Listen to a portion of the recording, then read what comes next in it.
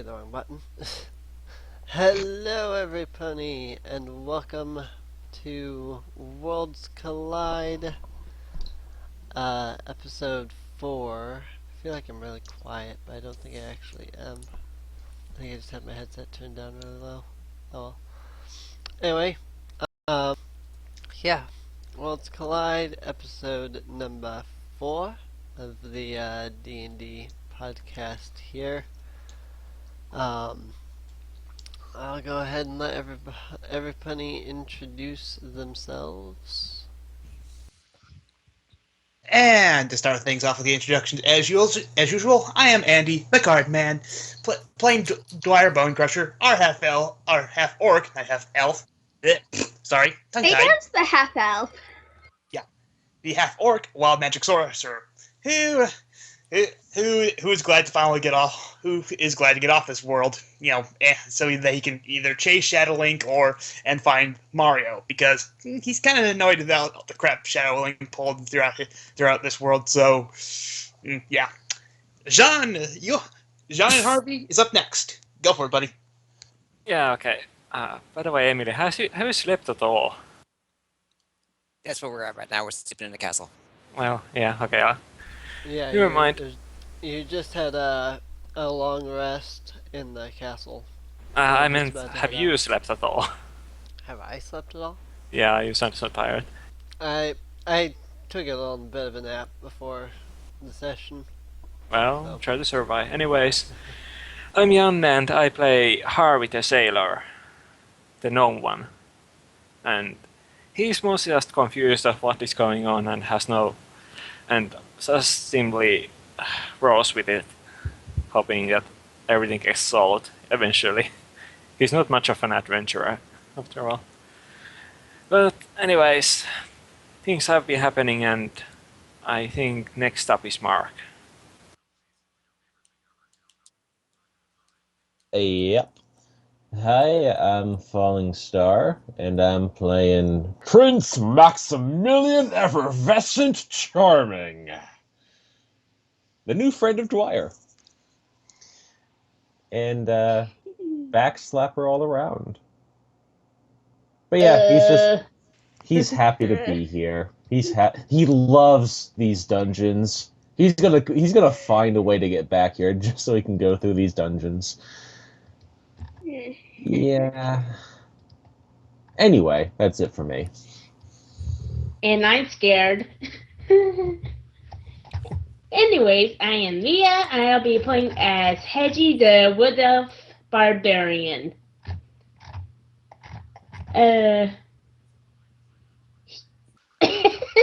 Okay, sorry, it's like, okay, what should I say next? He's hot-headed, he rages, and yeah, he stabs people. Okay, next, please. Okay.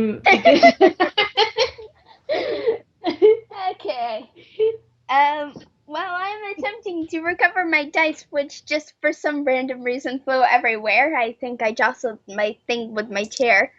And I'm going to be playing Fazira, who is absolutely positively annoyed at Charming.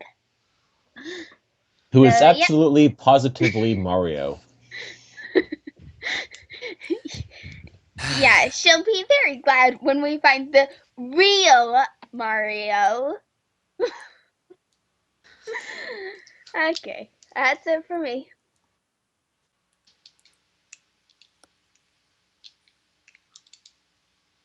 Scroll up, because I don't think it's me. Scroll up. Ryu, you're up next, bud. I wasn't sure if it was me or Zuki. I'm number Let's see, last. Honor comes before you, so yeah, you're up, man. True enough. Right. I go by Ryu most times. Running as Ryu Zayon, Dragonborn Rogue. Really hates halflings. No matter what you do, he's gonna do something to them. Just trying to figure out what's going on, just rolling with the fray here, and well, just really thinking about messing with Dwyer a little bit. On the next. Everyone picks on Dwyer when his magic goes nuts.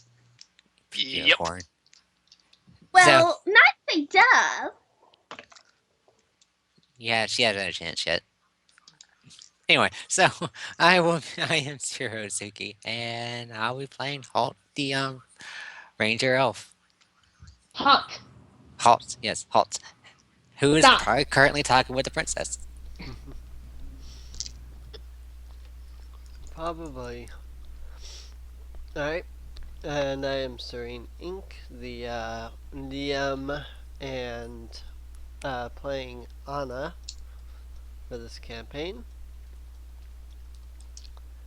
So last session you guys made your way through Parappa Palace, discovering Shadow Link in the process, and discovering that Link has been missing for some time, of which you're not sure.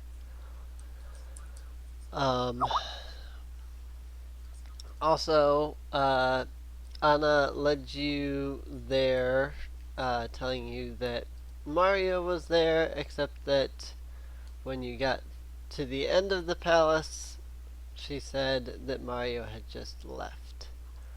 So in other words, people, Mario is on another world. Again.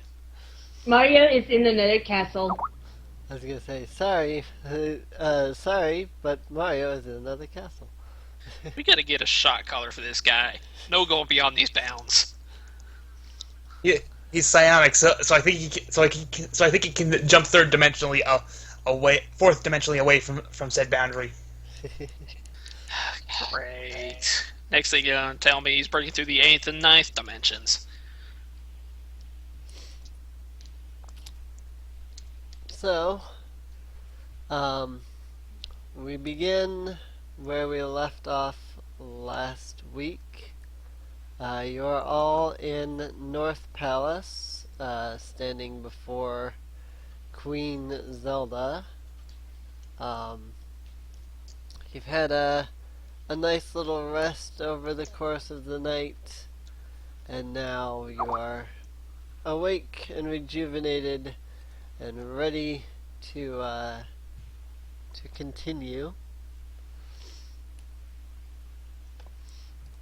There, in case those who forgot or didn't watch last session or wasn't here last session, after we pretty much used the Rainbow Bridge to pretty much shortcut from Parappa Palace back to North Palace, An pretty much collapsed it from exhaustion. So we were like, yeah, we better rest just so that An can actually get a night's sleep, because over the course of this quote unquote day, she's had to open multiple rainbow bridges from our world to the Mushroom Kingdom, then from the Mushroom Kingdom to Hyrule, and doing all the different battling. So yeah, she's pretty tired out.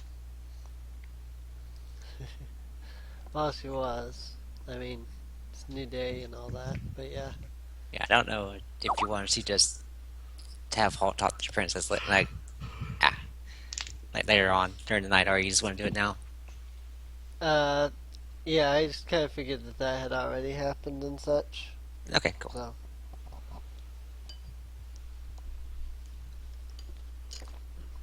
So, alright.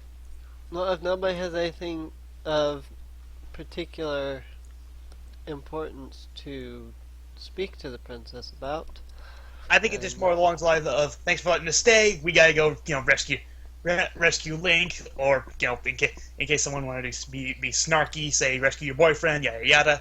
And as we leave, because I think it's presumed that during our night stay, Halt asked about the silver arrows that originally slayed Ganon, and he probably got a few. Yep. Alrighty. Then in that case, you all make your way outside of North Palace. Stepping out into the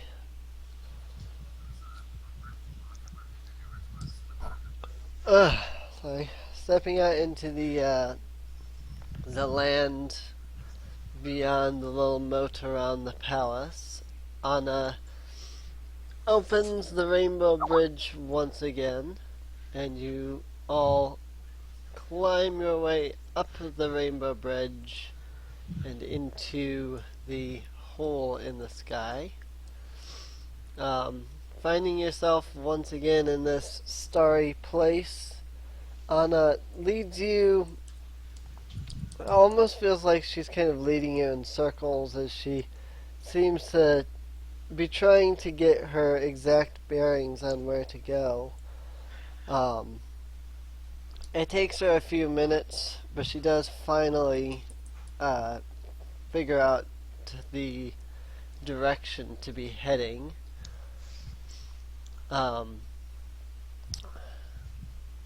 You journey on for a few moments before Anna once again reopens the Rainbow Bridge into another world. And as the bridge opens,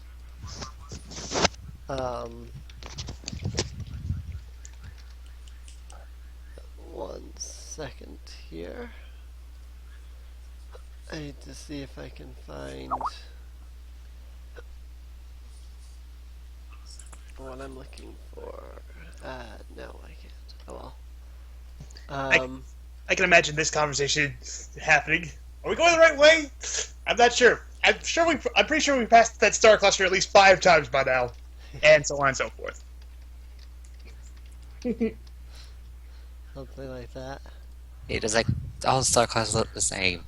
Oh. Oh no! That I know that star cluster. That one's part of this constellation, or at least I think it is. It looks like crap. It looks different when we're not in our world. Yeah, it's like I found the stars for. What? So as the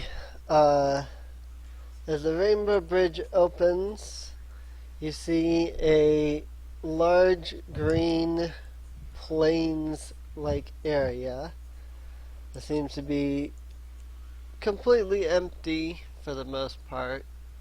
There's some flowers and whatnot here and there, but there's no actual like animal life or anything.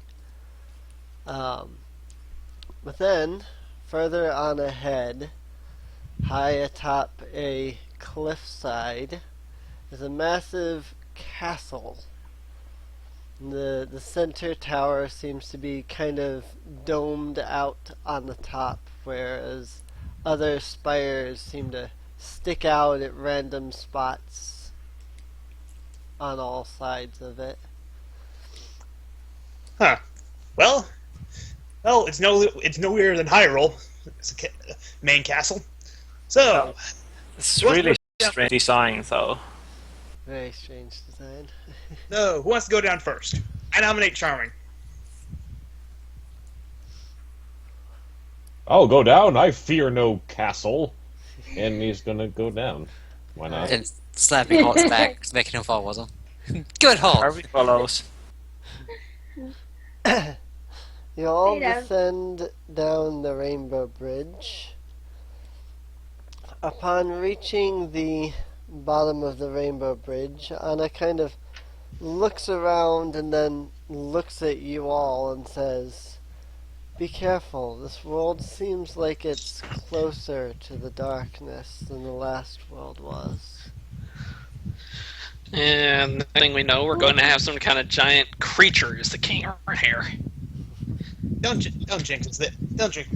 No, I don't think that'd be that bad. I mean, you're a giant lizard. Yeah, the last thing we need is a giant pelican. Right. So off to the we have at least a landmark. So off to the castle, people. See what's there. Sure. I don't see why not. It can't be any worse than some of the other things we've seen so far. Mhm. It's not like this thing is going to be full of the exploding green creatures. Da da da da. God damn it, old man.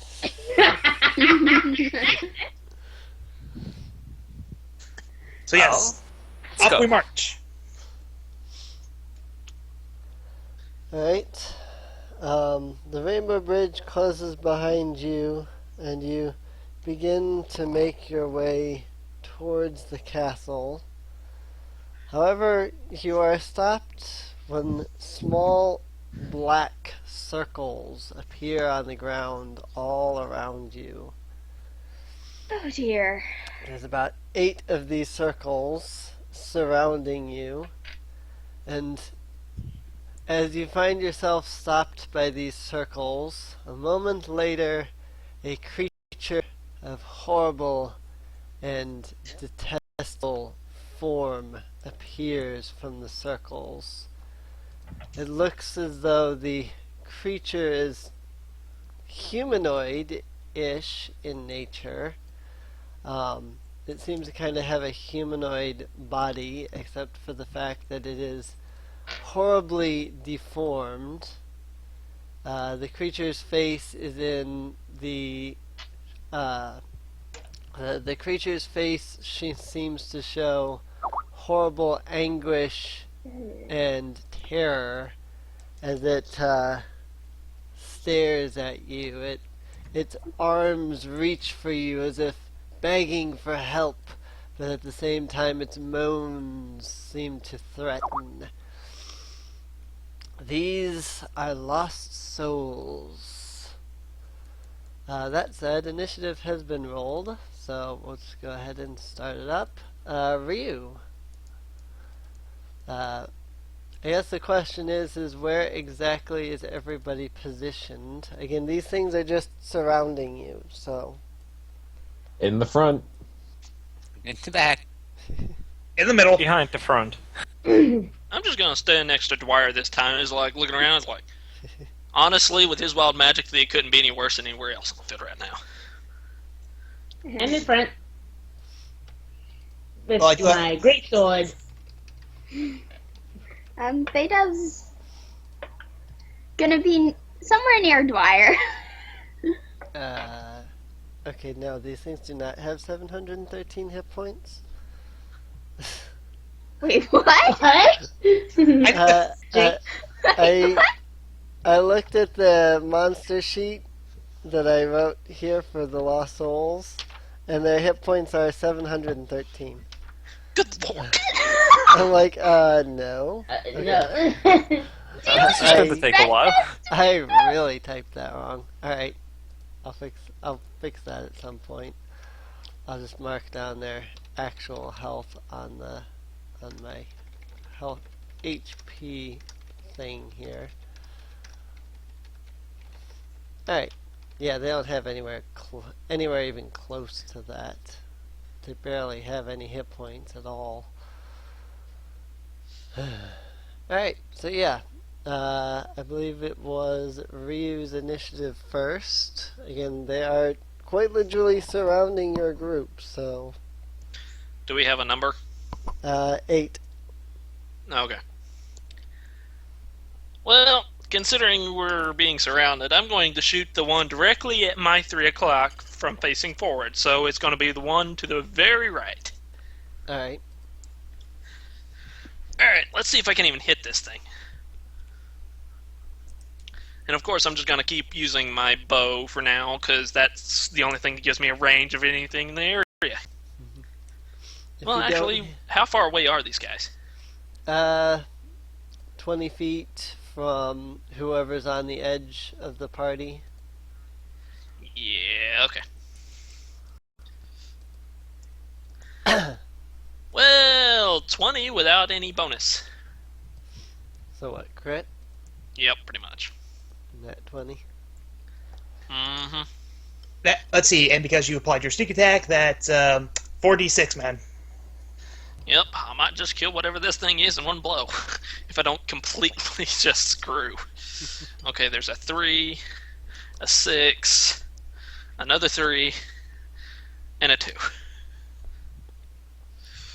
So 6 plus 2 plus 6 more, that's 14. Plus 2 from the dexterity bonus. So 16 damage overall. 16. Alright. You fire your arrow, The arrow lodges itself in the creature's head. The creature roars loudly and explodes into shadows. Well, Dwyer, it doesn't look like you're going to be able to get any essence out of these things either. I am really starting to get sick of not being able to harvest parts off from these creatures. Alrighty. Hedgie stares at you. It's a pastime. What? Hedgie Alrighty. shakes his head. Anything else there, Ryu? No, I'm just going to remain right there and just like, yep. Alright. Dwyer.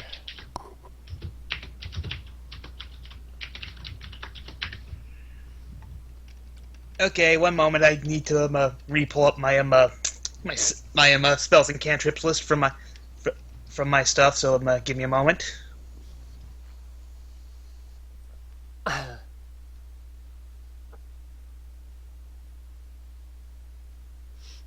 Okie dokie dokie.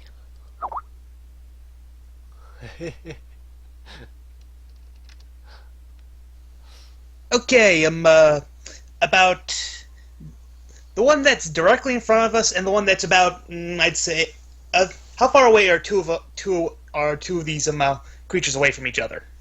It depends on how you're organized and whatnot. The creatures are 20 feet away from whoever is on the edge of the party.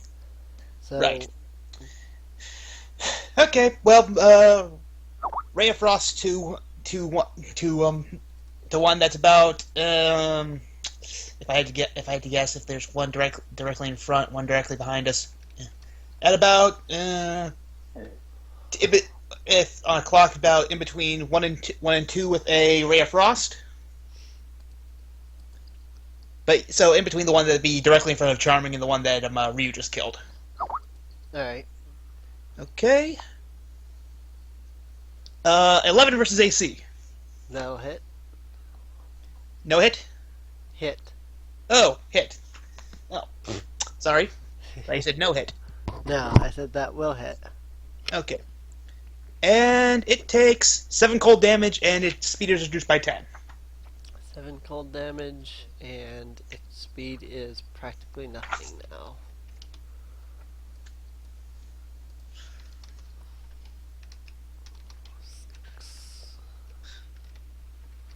Alright. And that's it for me. Alrighty. Anna is going to... she'll just go ahead and freeze one of them. It will fail its saving throw, as per I figured. It will take...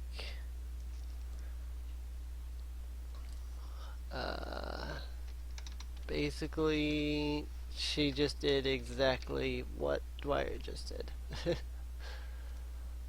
So that happens, and Charming! I am going to charge forward into the largest group that I can find, and I will swing wildly until they stop existing. So, first up, we've got a 16 to hit, and 10 damage. 10 damage. Alrighty. And that one will be... Yeah, that one will be down because that's also the one that Anna would have hit. Okay. I will bellow loudly and declare a challenge to all whom would oppose me, in an effort to attract their attention. Alrighty. And that'll be it for me. Harvey. How are they positioned now? They're mostly just like in a circle around you. I assume that there's probably about 60 feet in between each one of them. If I factor in, your party and whatnot. basically think of a like a circle made out of like 8 points, and that's kind of how they were positioned. Okay, so front and right are dead. Yeah, pretty much. Front and right. Oh, and the casters are at the back, so Harvey is going to run to the one that is directly behind us. Alright.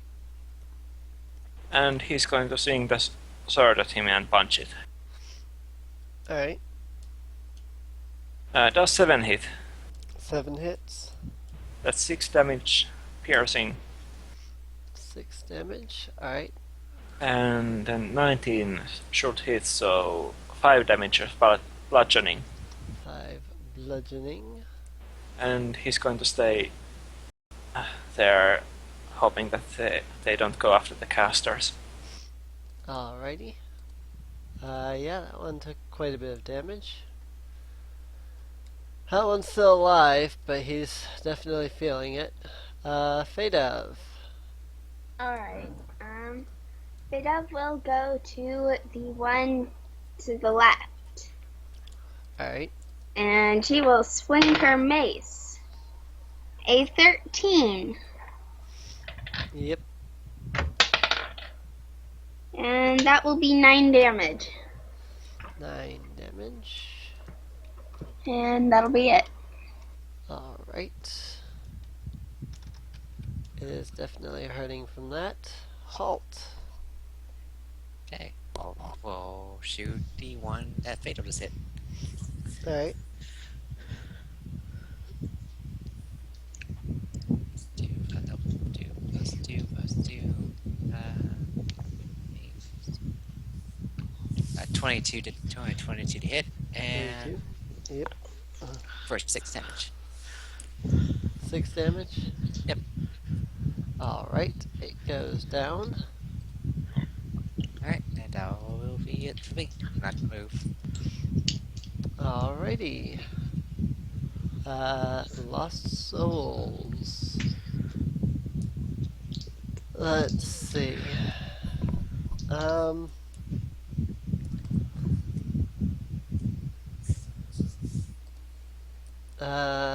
The ones in the front,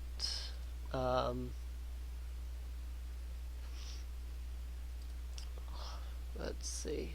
Yeah,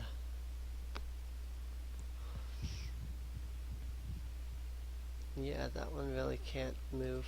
One of them is going to move towards Charming. He's going to have to move and then charge in order to reach him.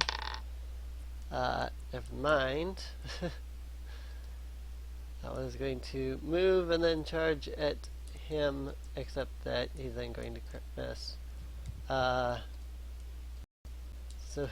who all is standing in the back at the moment? I know I there am. was...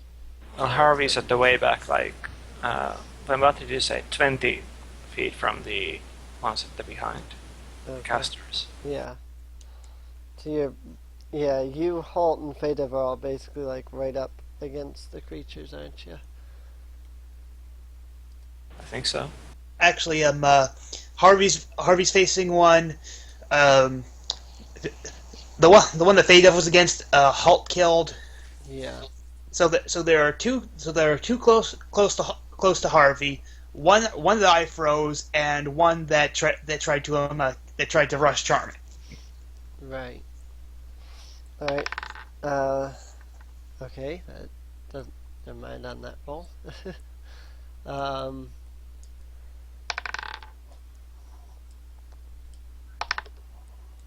Okay. So out of all of the creatures that attack, so the one that can reach Charming got up to him. Everything else kind of converged towards Harvey, because basically the front and back is really all that's left. The only one that even came close to hitting was the one that rolled a 22 against Harvey. That hits. You are going to take a whopping 1 damage. Barely noticing it. This is why I wanted them to attack me. I wouldn't have noticed it. Yep. Okay. Heiji finally goes. Yay! Hedgie's going to charge and slash at the nearest one. Where exactly is Heiji in the ranks at the moment? He's supposed to be around in the front. Alright. So they're going after one of the ones. They're going after the one that's next to Charming then. That'll do. And let's see if he hits. Yeah, I think I'll hit. I got a 25, which is crit. Nice. So, is it 2 weapon damage, basically, right? Yeah, so roll all of your dice twice. Okay. 18. 18. Yeah. Heiji has a slow start, but he gets in there and he wallops that thing down in a single swing. Alright, there are 4 left. 3 that are on Harvey, 1 that is about 10 feet away from Charming. That said, Ryu. Will I help here?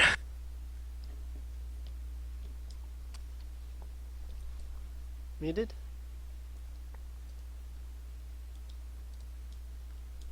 Ryu? Yep. Sorry, I forgot I had a mute. Alright, let's see if I can't hit this bugger. Alright, who all do we have left that's still alive? How many of them? The one that I froze and 3 that are attacking Harvey. Yep. I'm gonna go give Harvey a hand and shoot the one to his left. Alright.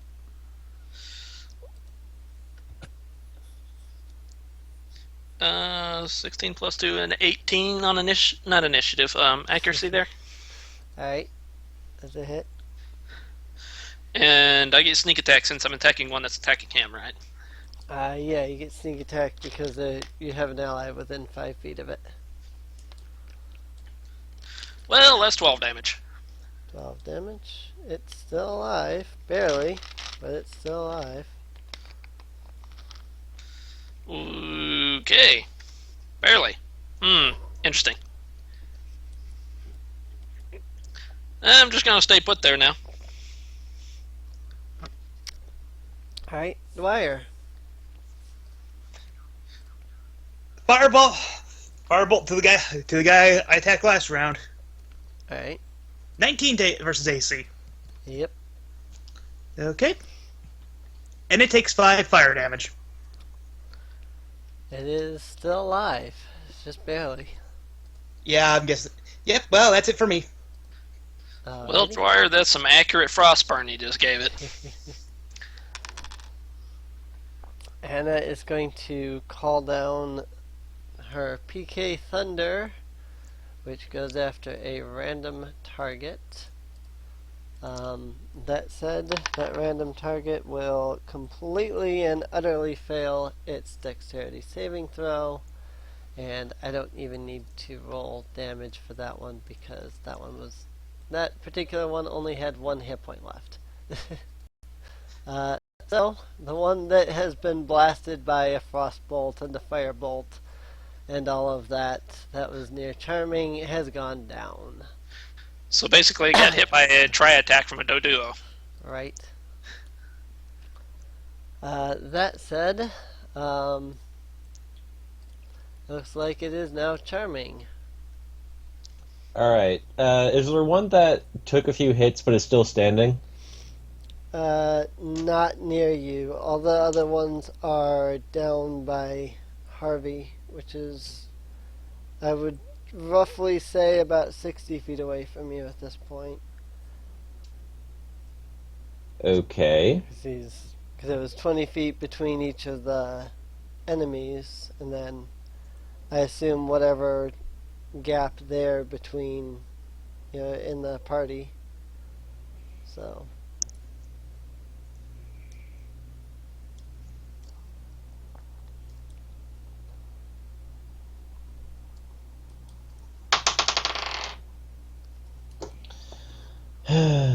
What would he do? I know what he would do. Ha!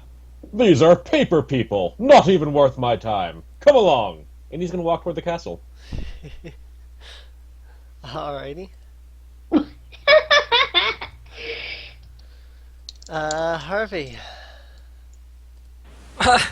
Maximilian, did you just... well, he's too busy with this, and he's going to swing the sword at the one that he hit last time. Alright. It's 15 versus AC and 4 damage. It goes down. And then he's going to turn and punch the one left of him that was hurt before. Alright. 16 versus AC and 5 damage. Yep. It's down. Okay, good. One left. Alright. Charming. Or not charming, sorry. Fade of.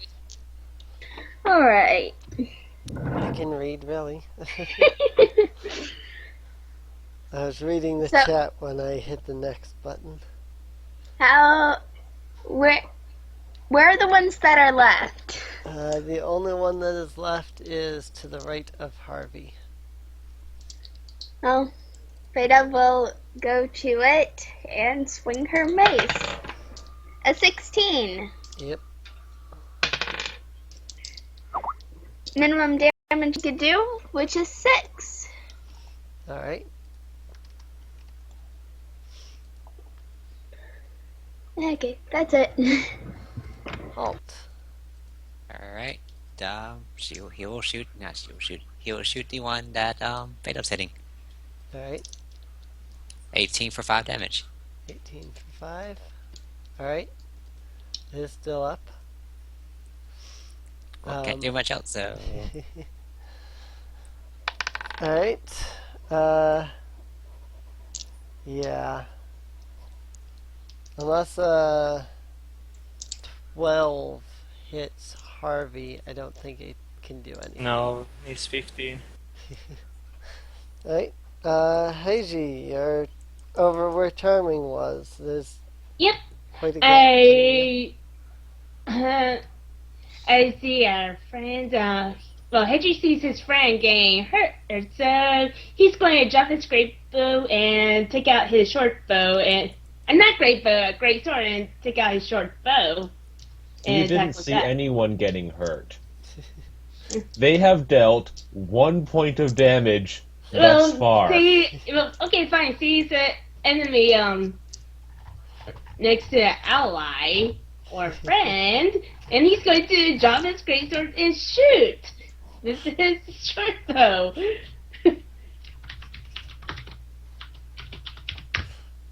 Roll a 13 hit. Yes. Okay.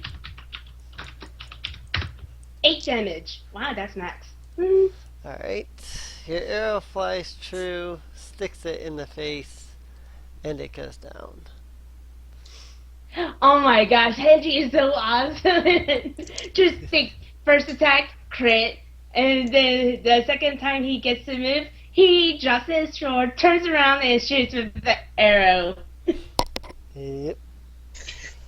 It's like, he's like, nice shooting, Dex. Charming, wait up! As he goes after Charming. Essentially, he doesn't want his meat shield to get too far away from him. And I'm like, Meat shield. follow We the were leader. all meat shields for that fight. Hedgie Yep. sees his work is done, he grabs his greatsword. I can't What believe you work left is us done? that That way. wasn't even work. I was like, I wasted some arrows on that fight. Yeah, Alrighty. but I want to be cool looking, so. Alright, so continuing on towards the castle.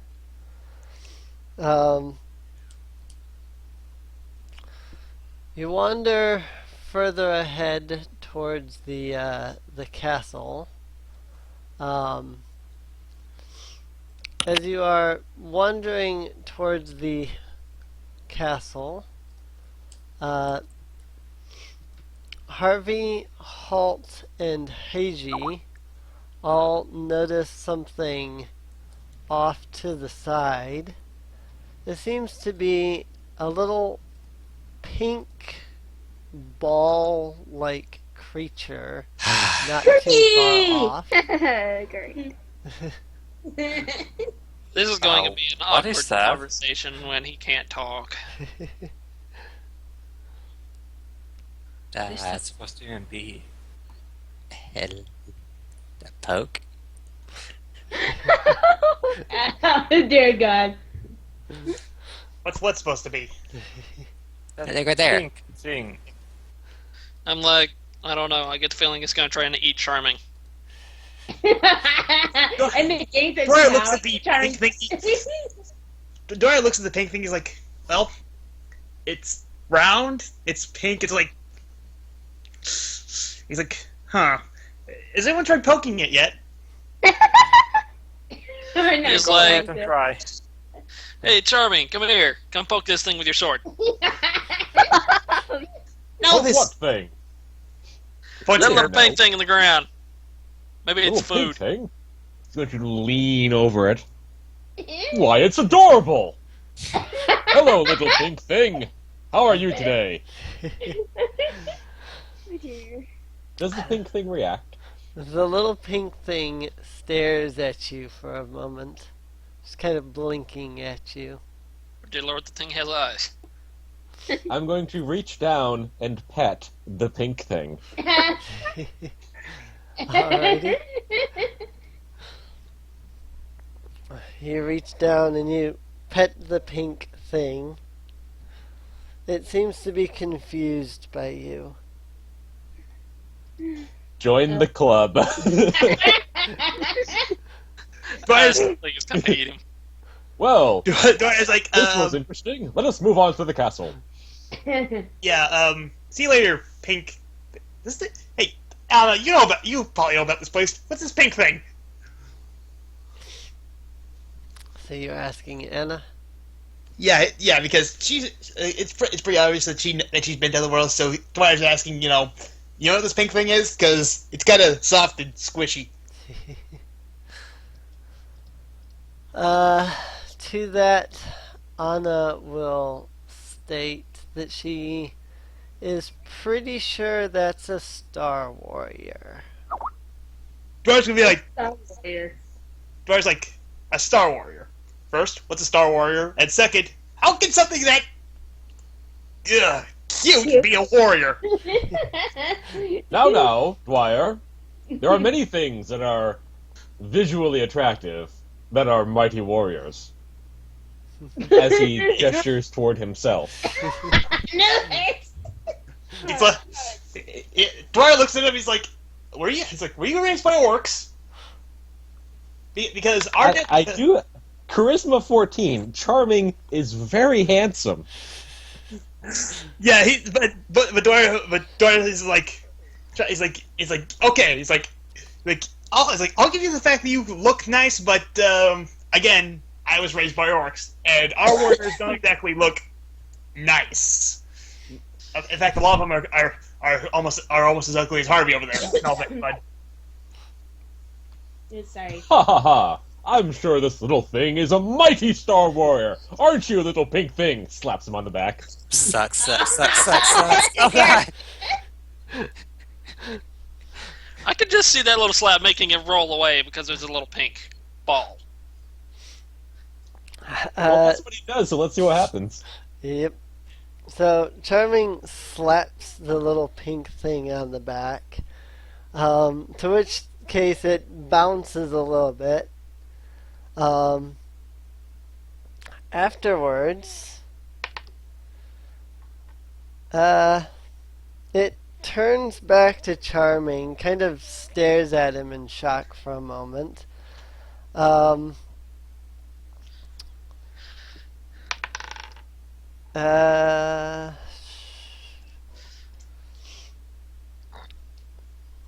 Yeah, the little pink thing is going to decide to get up onto its little red feet and begin casually strolling away as it kind of mutters in its little cute voice, making completely senseless noises. Great, Charming, you scared it away. Also, There did you that go, thing you just see? bounce? Off to save the universe, as a good Star Warrior should do. Now, we must do the same. Come along, toward the castle. Right. Is it made let's out of go. rubber? How did it bounce? If I keep questioning how the mechanics of other worlds work, I'm going to go even more insane. Well, I got a question So, yeah. for you. And this is just a hypothesis here, there, wire. If I think of Star Warrior, is there any chance the King Castle's a Star Lord? Who knows? For all I know, the king of that castle could be a giant penguin. With a little too much of hammer fetish, who knows? You guys are just asking for it.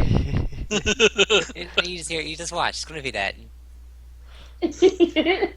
Still, Yes, onwards to the make it castle. hot nose. This place is way too cutesy. Next thing we're gonna know, we're gonna find people that look like paintbrushes. That'd just be Stop asking for it.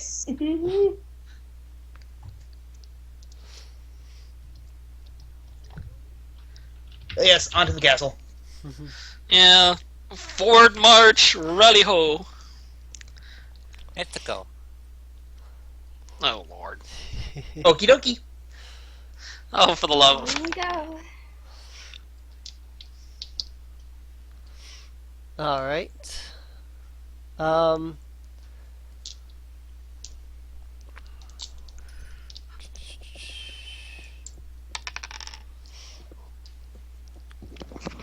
A bolt of lightning comes down out of nowhere. Not my fault. Dwyer, I need you to make, I believe it's a, let me look it up. I didn't think about this. Da-da-da-da. Ba-ba-ba-da-da-da. That doesn't tell me anything. Hang on.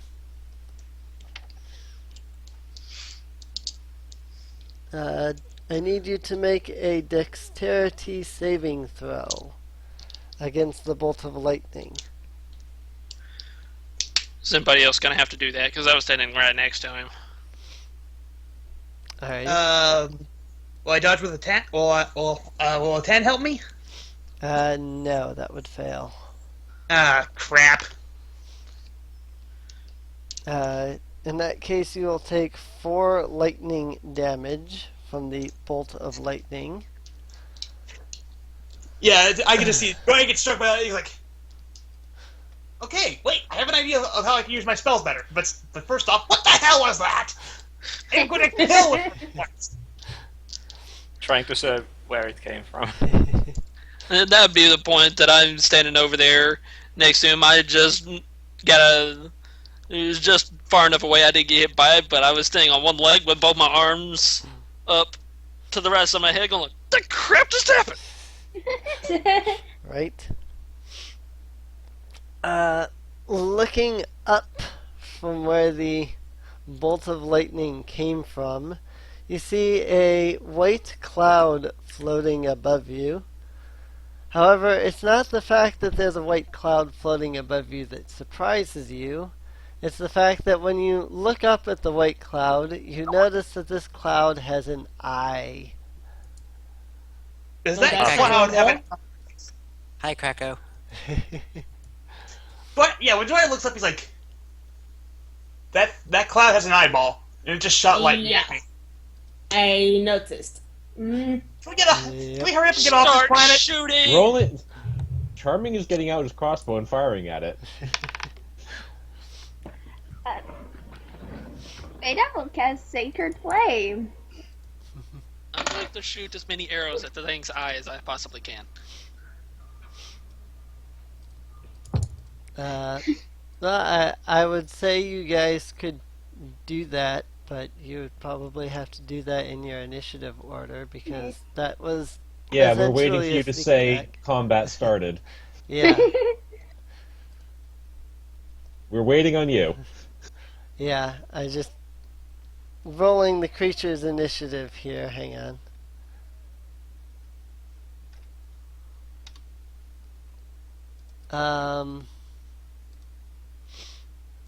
Ryu, what is your dexterity modifier? +2 on a dex mod. +2. Alright. It has a higher dex mod than you. So, therefore, it has a 21 initiative. And it gets a sneak attack off, and it gets to go again on the first round of combat. Goody. So wait, is 21 it's the same as my 21? Yeah, it's the same as your 21, but it has a dex mod of 3, whereas you have a dex mod of 2. That means it Crap. goes fast. That means it's faster than you. Well, I'm not surprised. It's a freaking cloud. The use is lightning.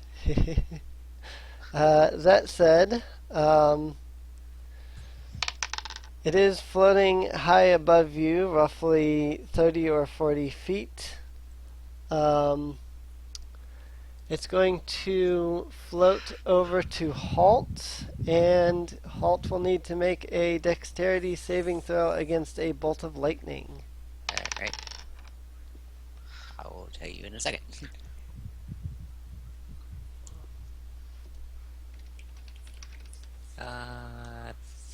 Efficiency, so +2. 21. 21. Alright, so you take 3 damage because you're taking half. Ow, okay. Alright. Ryu. I'm firing my arrows right at its big old eyeball. Alrighty. Alright, with modifier I got a 20. Alright, that is a hit. And since its attention was on Halt, that gives me sneak attack, right? No, because it's not within 5 feet of Halt. It's like 30 feet in the air. Good point. So just 1 dice.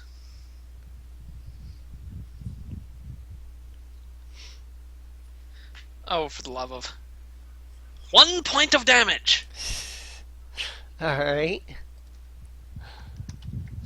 Apparently I missed its giant eye. Your arrow shoots into the air. It kind of hits the fluff of the cloud. Alright. If nothing else, then Dwyer. Okay.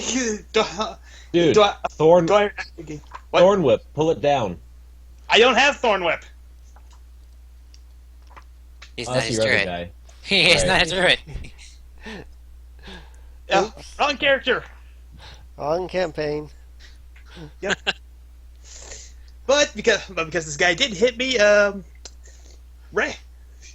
Dwyer's gonna bust out his ray of sickness on this guy. So, a crit miss.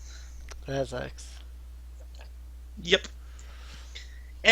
So do you want me to roll a d20 to see if my wild magic goes off? Sure, why not? Okay, You're I got a lying 6. 7 then unicorn again. Okay, I got a 6, and it only goes off when I crit miss. So my wild magic doesn't go off. So Yep. That would have sucked a double crit miss. yeah. Snake eyes. Basically. Oh well. Next. Alright. Anna is up. And yeah. She's going to shoot fire at it. And it is going to succeed on its constitution's or dexterity, whatever, saving throw. So it will only take half damage. So it only takes half of that. Alright. Charming.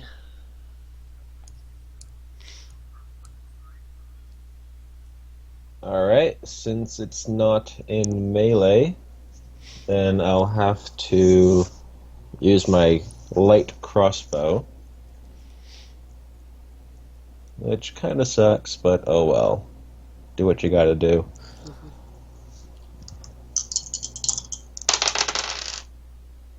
I'm pretty sure a 9 does not hit.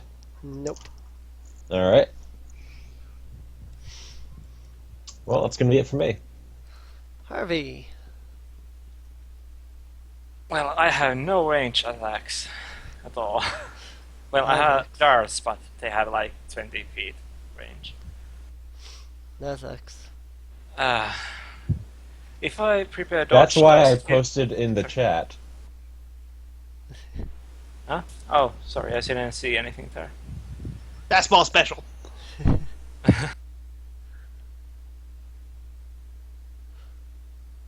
Okay, sure.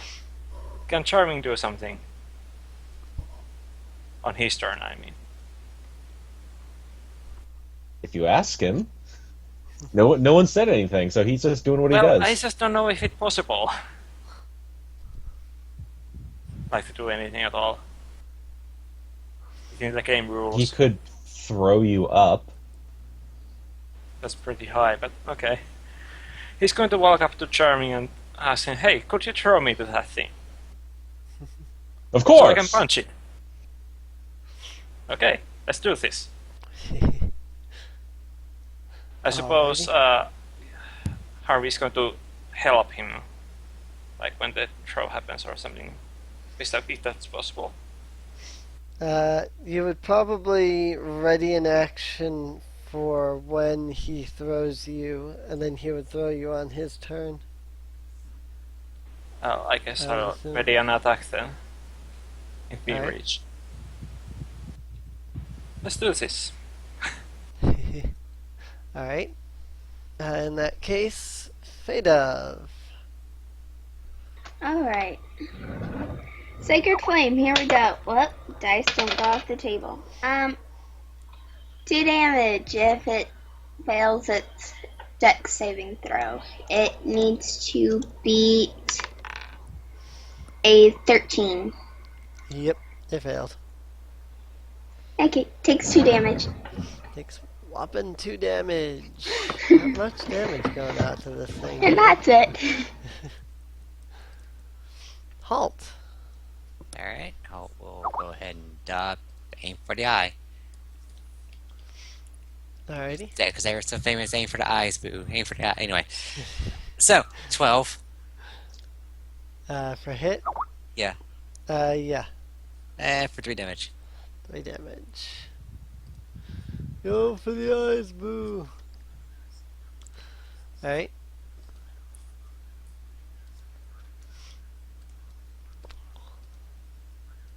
Hiji. Yep, short bow time. Let's see if I can actually hit. I don't think that's going to hit. 8. 8? No. Yep. Wow, everybody's got a bow and everybody keeps missing every shot. I haven't missed. Thank you very But yeah, Now, they Guessing don't so- can't miss with Sacred Flame. They can dodge it, but she can't miss. Yep. Well, Dell, in my turn. Alrighty. In that case, it comes back to Krakow. 1 second here.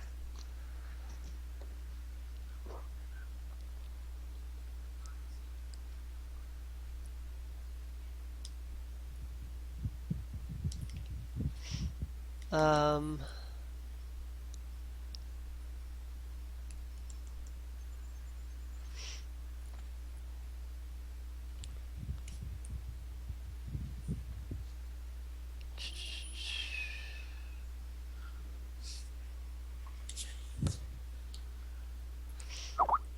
Alright.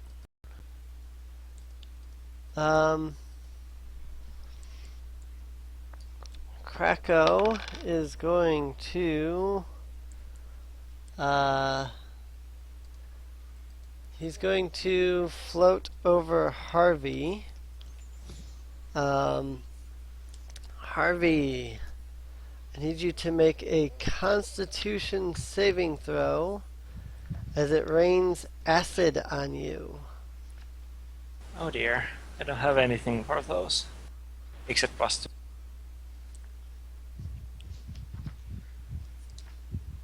9. 9. Ouch.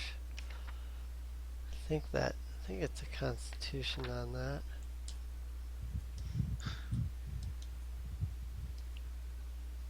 I don't know, is it? I'm looking at other abilities that do acid damage. It actually looks like those are dexterity as well.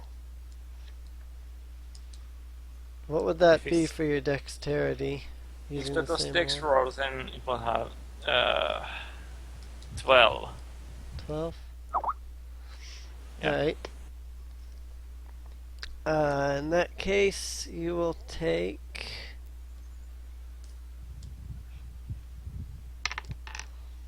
Uh, 2 acid damage. That's not too bad.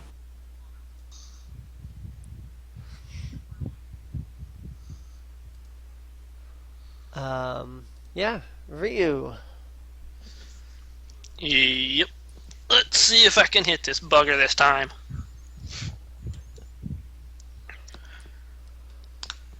Ah! The dice just rolled away. With the dexterity bonus, I have a 17. Alright.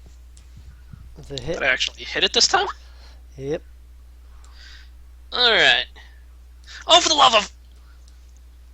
1 more damage! 1 damage. I'm losing arrows here. Alrighty. Dwyer. Okay. Firebolt to the thing's face. Dang it! 7! 7 versus AC. Miss. What? Hold up. Screw it. Screw it. I'm using Tides of Chaos for advantage on this thing. Oh dear. So yeah. 14 versus AC. Finally. 14 versus AC would be a hit. Yep. So and it takes 1 fire damage. Alright, Snake Eyes is having a little too much fun with us today. Yep.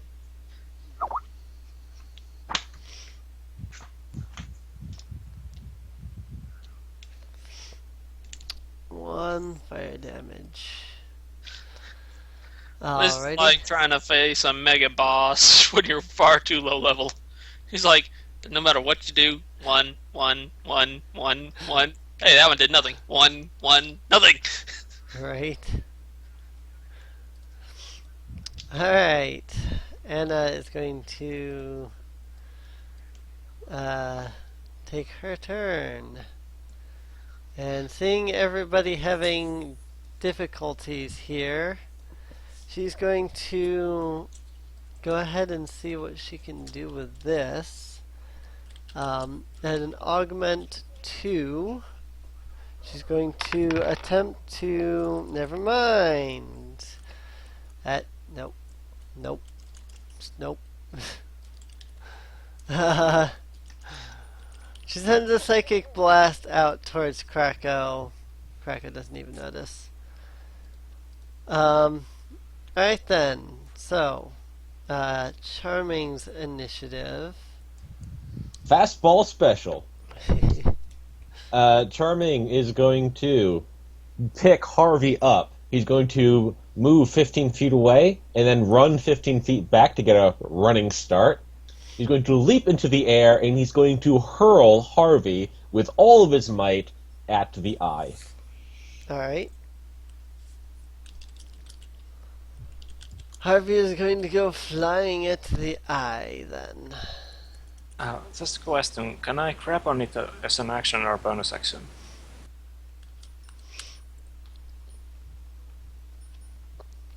Just wondering. Yeah. That would probably require you to essentially grapple, which would be an action. You have to grapple onto it, so... I guess I should have done that then. Yeah, grabbing onto it would basically be an action, so... Is it too late to change ready action? Yeah, you can... Yeah, your raid action was just to do something when he threw you, so whatever Okay, you wanted grabbing to do. on him then. If I reach him. Yeah, you'd reach him. Do you want to grab How onto does him? the grapple thing work again? Now, is it athletics or something? I think it's a strength check versus its strength or... It's athletics versus its athletics or acrobatics. Right, So it gets to choose, and I have to use athletics. yeah. Yeah. Okay. Yep. Your So athletics based on my... You might... are you trained in athletics? Sorry, what? Are you trained in athletics? Yeah, I am. Okay. I know your strength mod is 0, so it might be low odds, especially because it's probably going to use its acrobatics. We know it has a high dexterity. It's up to you. Yeah. Oh. We would have to throw again if I just hit it or something. Which is fine with me. It's not like Charmy's going to be able to do anything else. Right. Okay, then.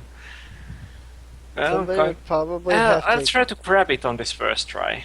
Let's see how badly it goes. Right.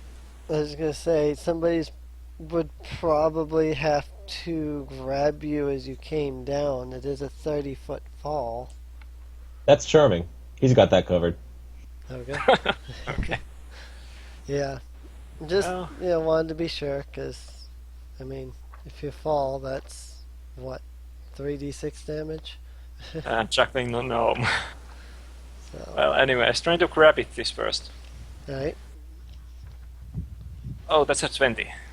Not 20, just 20 Not- total. Yeah, not natural 20, I figured. Alright.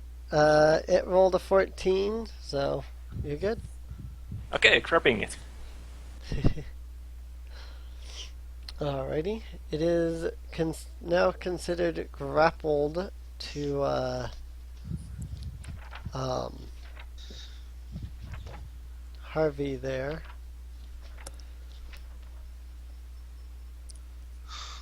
I can see it like Harvey hanging off of the thing's eyelid. Ugh. I guess the only difference in this aspect is a grappled creature's speed becomes 0, except that it doesn't because it's floating. It's more like Harvey's speed becomes 0. So, Well, Which is fine because he wants to go with the cloud. right. Well, I guess it's Harvey's turn now. Well, didn't you use your action to grab onto? That was his That's ready right, action. that's right. That was your right action. Okay. Right. Alright. Yep. That was your Uh, action. I wonder if I should try to climb on it now. Dude, do you have something sharp in your hand? Sure, the sword. Put the sharp thing in its eye. I'm going to hit it. I mean, poke it. Remember, you only have one hand because you have to use the other to hold on, but go for it. Yep. Yeah.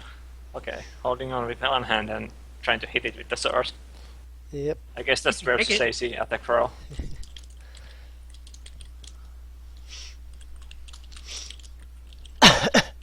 I wrote an 8. Nope. Yeah, hanging on. Alright. Oh, is there anything I can do as a monk to help me out with this? I guess not. I was hoping G points might do it. Key points are. Yeah. I know key points give you extra attacks. I know you could spend your bonus action to get them. Yeah, immediately after you take the attack action on your turn, which you did, you can spend 1 key point to make 2 unarmed strikes as a bonus action, which you haven't spent yet. Okay, So you fair. can make 2 more unarmed strikes. That's happening.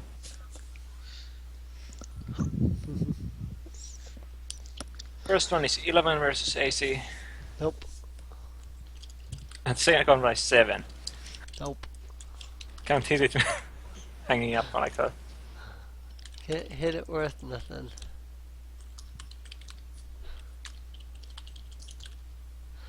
Alrighty. In that case, Fate of. Alright. Let's do Sacred Flame again. 8. If it fails. 8 if it fails. It was a 13. I guess it doesn't matter what kind of a check it was, because it rolled a 19. Oh. It succeeds and thus takes no damage. Really. Okay, that's it for me. Alrighty. Halt. Okay, I see a Harvey riding a cloud.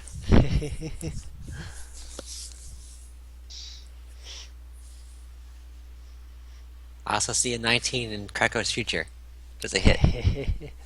Yeah, For a whole whopping 7 damage. Or for a whole whopping 4 damage. 4 damage. I can't roll high. I have a D8, and I can't roll anything higher than a 2. Yeah, 4 damage is higher than any other amount of damage it's taken so far. Heiji.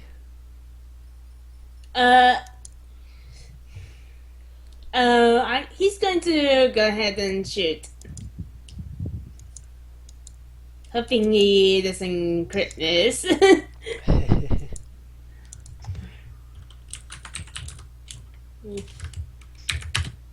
15! Alright. Okay, and... Wow. I just had to roll a 1 on that. 3 damage. 3 damage. Alright. It still has the majority of its hit points here, people. Well, you know what? Don't make me pull out silver arrows. I'm pretty sure you haven't figured out how to do what you're going to do with that yet. Oh, yeah, I forgot to send that to you.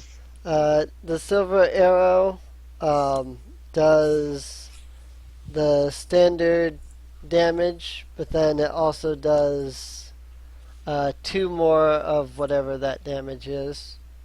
That is radiant. Oh, damn. 3. For a spell slot? Damn. Yeah, that's for a level 1 spell slot. Okay, you're right. Okay, I got that. Cool. And that's another whatever damage radiant for every spell slot above that. Alright. So, somebody is trying to ride the Krakow. 20 versus AC to Harvey. That hits. Would you happen to be wearing armor that is made of metal? No armor of any kind. Armor, no. Ah, right. Of course, you're a monk. I should have guessed that. Alright. You're going to take 4 lightning damage. And I'm going to... I'm going to need you to make a... either a strength or dexterity saving throw to remain holding on. It's its action to try to break a grapple. No, this Yeah. is this is well, I assumed that him getting electrocuted would Nope. no? If anything, getting electrocuted would make him hold on tighter and make his muscles clench. This is true. That only happens if he gets into the 240. If it's any less than that, it'll immediately throw you off. Yeah, I would have figured that, No, wait, that's reversed. taking damage would also Taking damage does not break a grapple. do If he something. was somehow pushed away, then yeah, it would.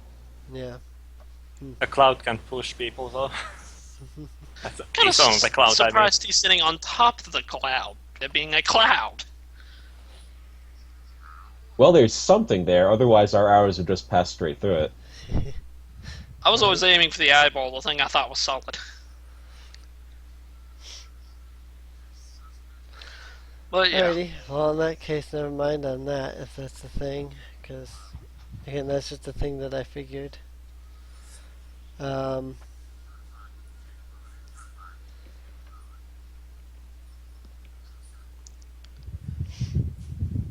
I was just Alright. mostly glad that it didn't try to break the grapple and attacked instead. Yeah. No, I've just figured that, getting blasted would, make you have to try, make a check to hold on. 'Cause that's how we'd always done it before, but oh well. Ryu.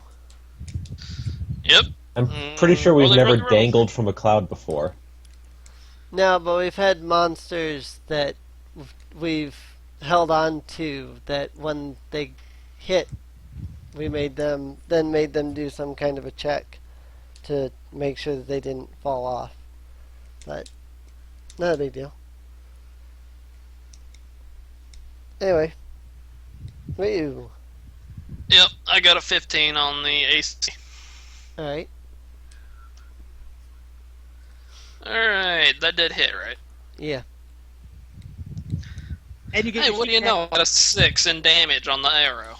attack. You get a sneak attack because technically Harvey is within 5 feet of him. That is Yep. true. That's true. This is true. Sneak attack. What? I wasn't gonna say And a anything, 5, but so it's an 11 plus modifier that's 13. all right. That actually did some damage to him. He actually felt that one. He's like, wait, what just happened? Right? Alright, Dwyer. Heal Harvey. Make sure he can stay up there. Harvey's it might get a little chilly up there because Ray of Frost. Finally, a good Right roll. here. 19 to his AC. Yep. Okay, and it takes four cold damage. And its speed is slowed by 10. Any chance he turns into dry an ice cube and falls to the ground? No, it doesn't freeze him. It just slows him down. Alright. Just try not to hit me. Anna. Anna is going to... Shield Harvey. Shield Harvey. Yeah, her other plan backfired anyway. Shield Harvey. That's a thing. And... Charming. Alright, I'm going to pick up my shield, and I'm going to run around underneath the cloud, readying my action to catch Harvey should he fall. Alright. Nice. I've got my shield held up like a basin to catch him. I And got that's you, all Fred. I'm doing. I got you, Fred. Alright. Harvey. Well, he's going to attack him again. Not going to use a cheap one this time, I guess. Oh, I don't make the attack on this side then. Yeah. That's an 18 versus AC. Yep. And 8 damage. Not bad. Actually dealing some damage now. And using the bonus action to punch it.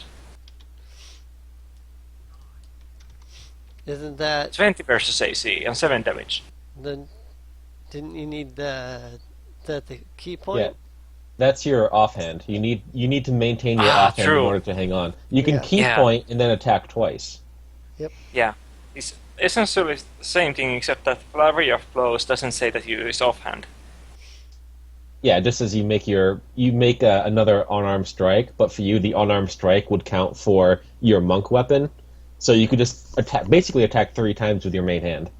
Right. Well, I suppose I could use the cheap point for this, so we can get it killed and roll You're a up there, second man. one. Make it worth it. Yep. Yeah. Running a second time as well.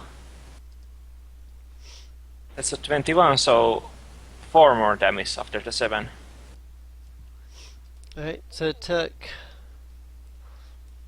let's see, 8, 7, and 4. 8, 7, and 4. Alright, it is definitely feeling that. Fada. No more cheap points. Alright, let's try this again. Another Sacred Flame. 6 damage if it fails. It saves. Eh. Okay, that's it. Alrighty. Halt. Is it? How weak does it look? Pretty weak. Okay, I was about to light arrow hit, and I was like, oh, never mind. Yeah, no, it went from almost full health to very little health in one round here.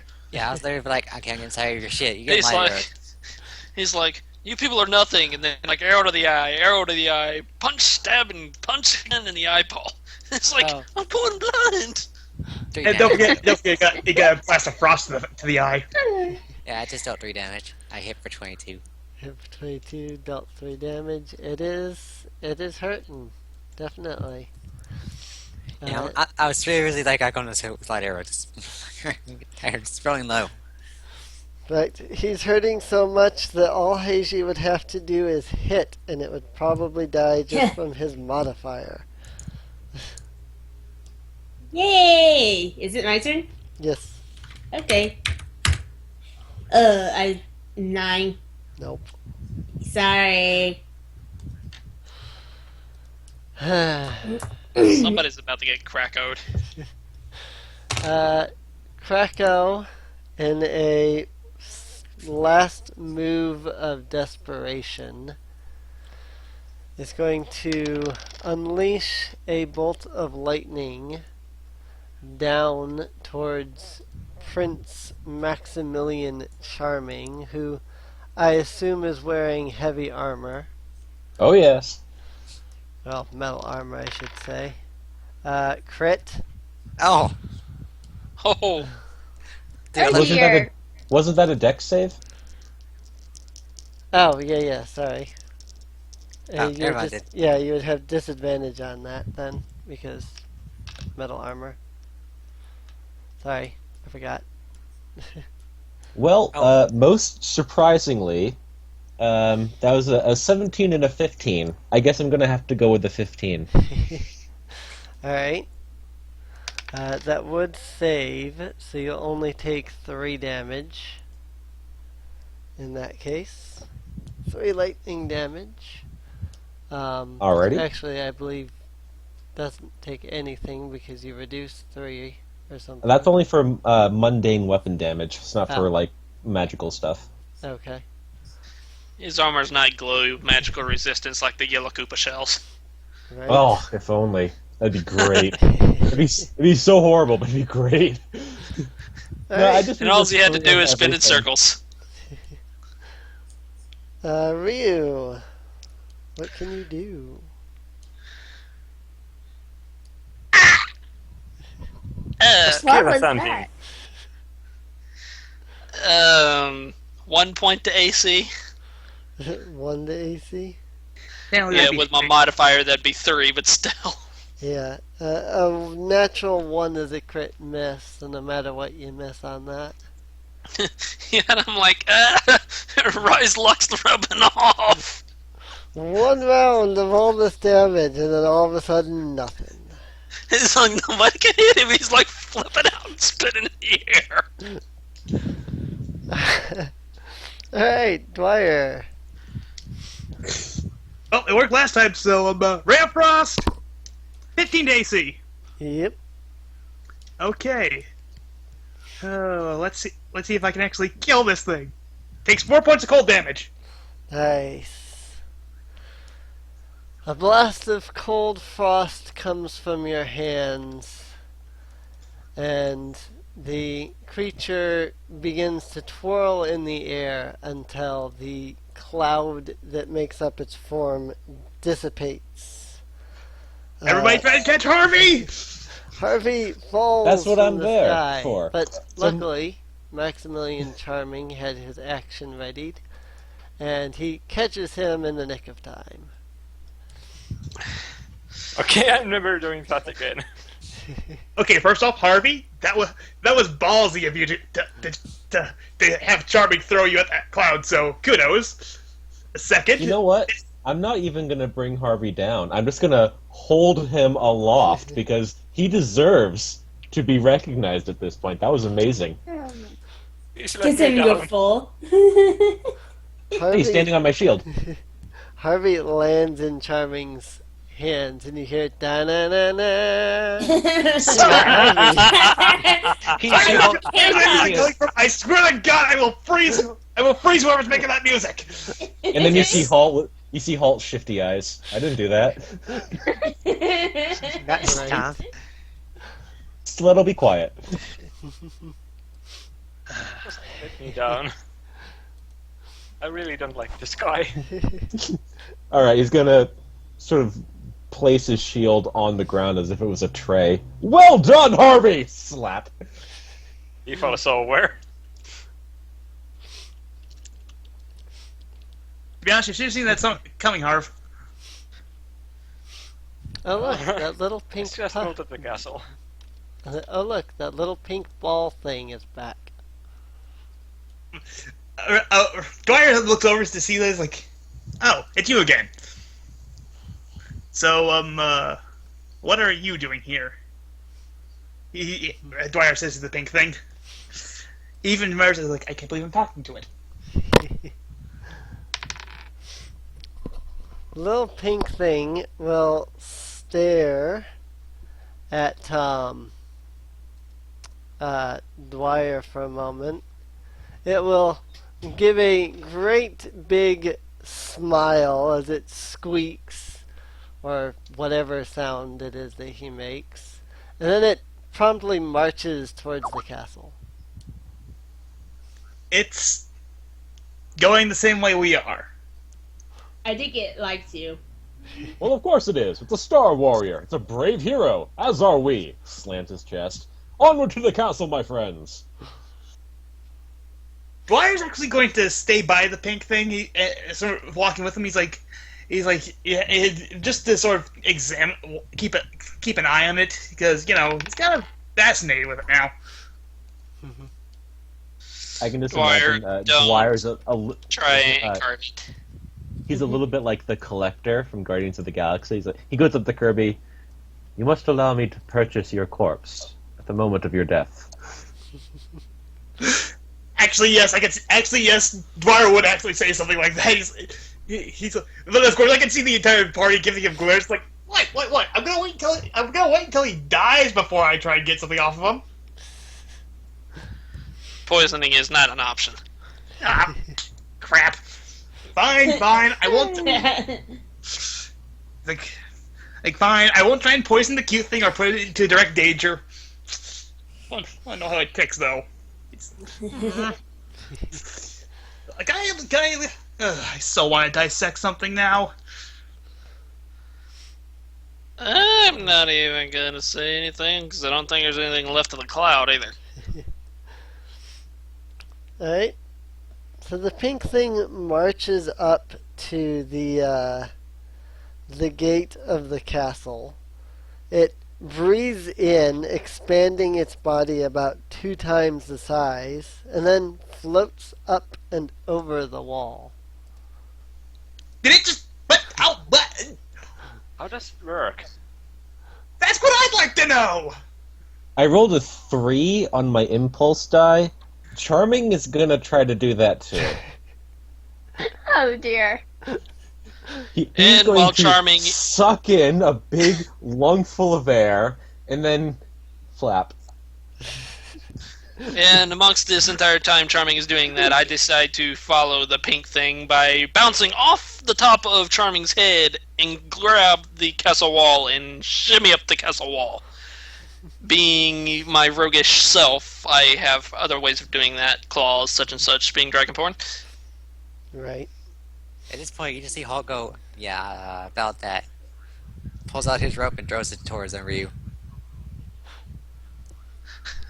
I grab said rope and just wrap it around me. It's like, going up! It's like one of the gargoyles from that cartoon, like way back when, just putting holes in the castle wall as I climb it. Yep. That was a good show. Meanwhile, Harvey is going to try to knock the door. Harvey's knocking on the door. Alright. Yeah, Hulk's just gonna wait for the rope to get secured before he starts climbing. Harvey knocks on the gate, but there is no response. And the rest of Tries the to party... open the gate. Hmm? Tries to open the gate as well. The gate does not open. If I had powerful enough magic, I'd try and blow it up, but I don't think anyone wants me to risk a wild magic surge right about now. Flap, flap, flap, flap, flap, flap. Charming! It's not working! That is when I reach the top of the castle wall and peer over the other side to see if there's anything inside the castle walls. Alright. You look on to the opposite side of the wall. What you see in front of you are horrible, nasty creatures.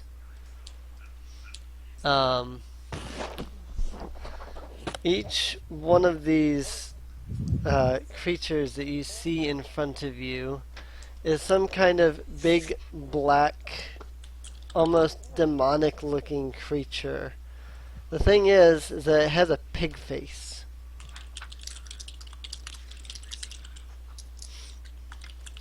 Meanwhile, good. I have And no I idea what I'm hit looking healing. at. Need like 7 hits.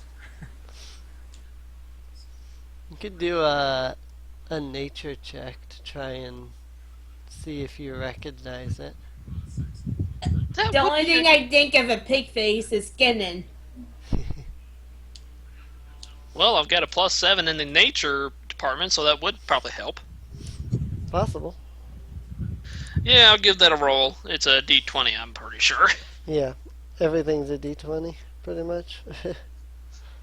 Well, that's a 20 plus 7. Yeah, I think I got somewhere. Staring at the creature, you know this thing by the name that you're familiar with, being from the Forgotten Realms. In the Forgotten Realms, the creature is known as a Dretch. It is a fiend of sorts. Quite a nasty one, too. It smells pretty bad.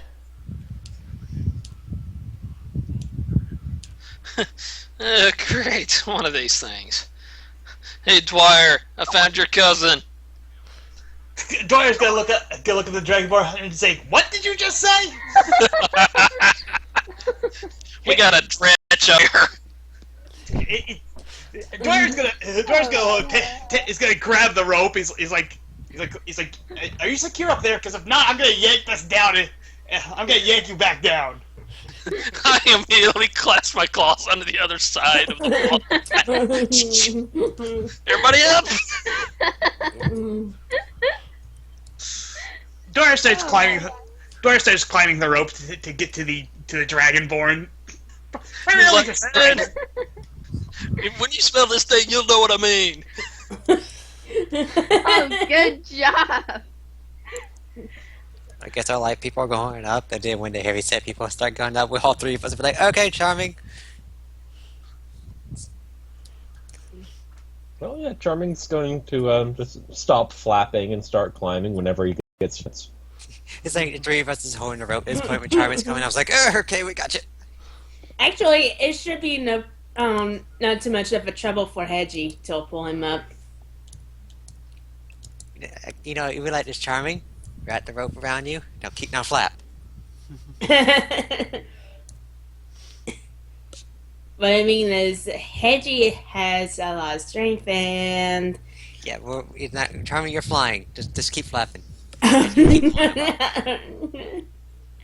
I did re-roll my impulse die and I got an 11. So Charming is just going to forget that he tried to flap, and he's going to let's climb the rope. See, he's And all not this aware time, that he's too many people at once. My claws is starting to dig through the stone. Is like too many at once. Hurry, crap up! Climbing. I guess everyone else is up by now. Yeah, by this point, everybody would probably have climbed up. And of course, Dwyer is right in Ryu's face. He's like, now tell me again what you said about finding one of my cousins. I'm pointing down to the dredge. Dwyer looks at the dredge, looks at Ryu. He smiles at Ryu. He's like, "Oh, goody! Guess what? Hey, you can go first up against it. That smart guy." It's Are like, you going to try to shove him into it? Hey, why don't you say hi to my cousin, Push? I'm gonna try and shove him directly into the thing. Oh my. Right. I was hoping Anna would have time to heal me. But here we go again. oh, that's fun. How many feet am I going to be away from this thing if I land next to it? Well, if you get pushed off the wall, you're going to fall down the 20-foot wall. I'm not pushing him off the wall. I'm pushing him into the dredge. Well, no, the dredge is on the other side of the wall.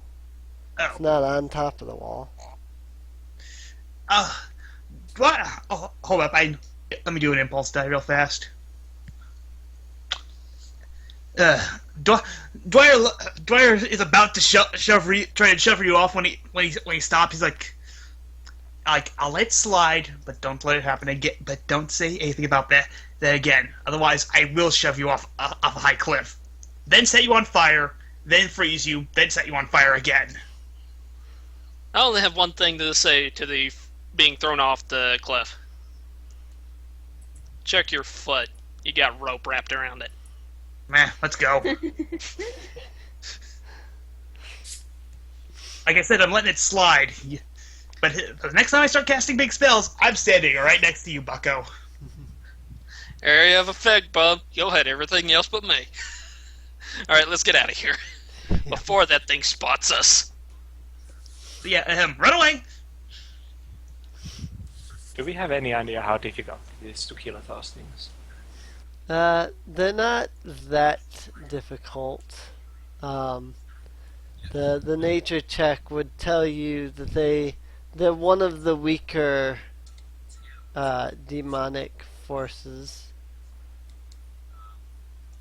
Yes, but I'd like to not smell like a garbage pile for the rest of the month. I guess we follow the wall until we find a door somewhere inside. Well, that's true. I don't really think we're going to be able to get through the other doors that's down next to monsters. Those probably locked about as well as the front gate.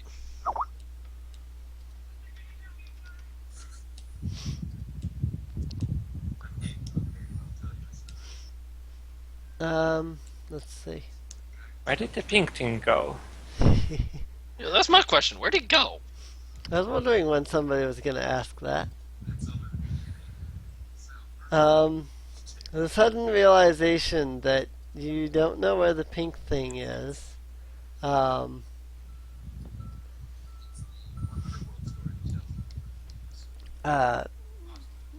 Makes you kind of stop and look around for a moment. That's a good question. Where did it go?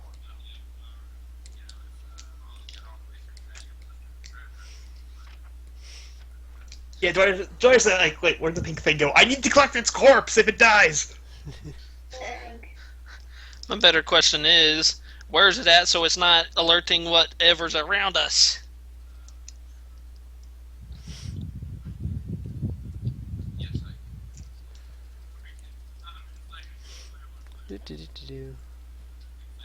Let's see.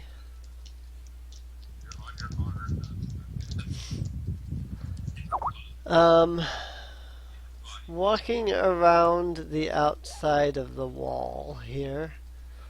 You notice that the dretches are pretty much everywhere along the outer portion of the wall.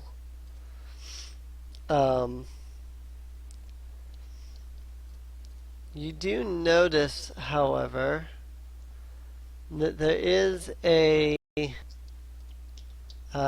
gate, not really a gate, but a doorway that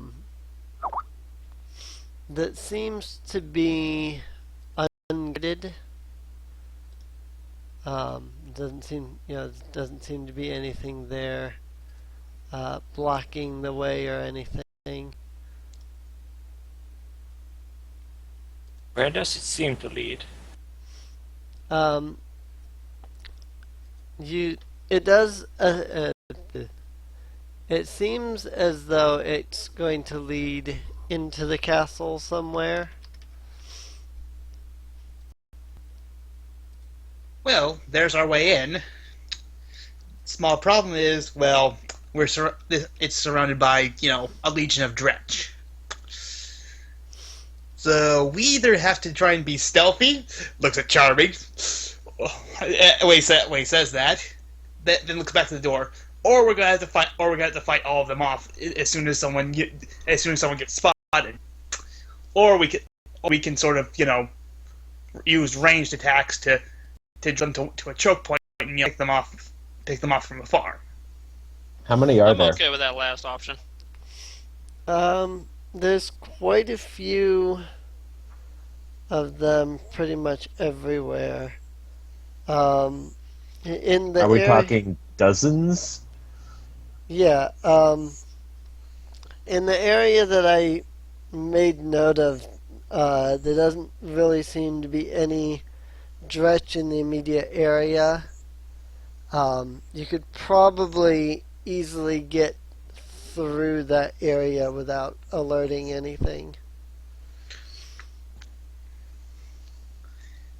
Right. So If we succeeded on our stealth check, you mean? Not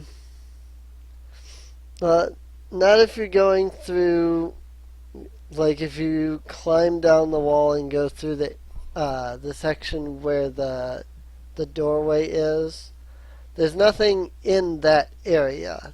The dretch are everywhere else, basically. So they're walled off? They can't get into that area? I suppose they could. I mean, it's a big. You suppose they can or they can't. Because Yeah. if they can't, then we're fine. We just walk in. If they can, then it doesn't matter. Some of us are not stealthy. So if they can get in, if they're not going to have a problem getting in, and if there are dozens of them, then clearly we can't fight them all. That's sort of what I'm asking here. Yeah. I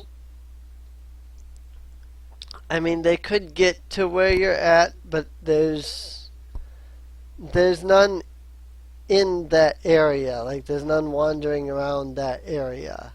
We are Is not the in their area range in of view their at the field of moment. vision? Like, can they see it there? No, it's...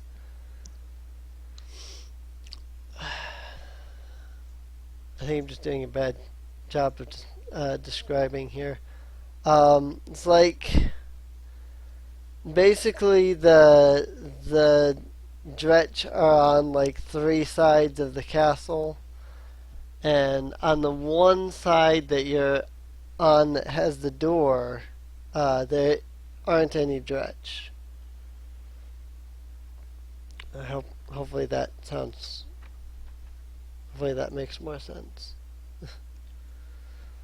The Dretch aren't paying attention to that area. So basically, even if we get spotted, all we have to do is move into the door frame before they get close and just lock the door behind us.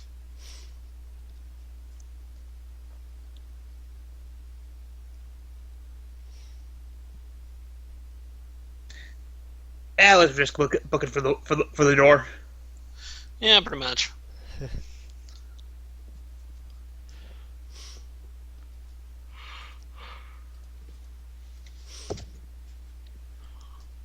Yeah. Oh, okay. Let's tie a rope to an arrow.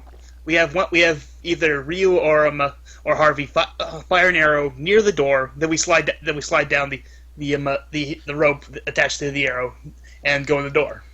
That sound like a plan? Well, I don't have a bow, so... I think he meant Holt.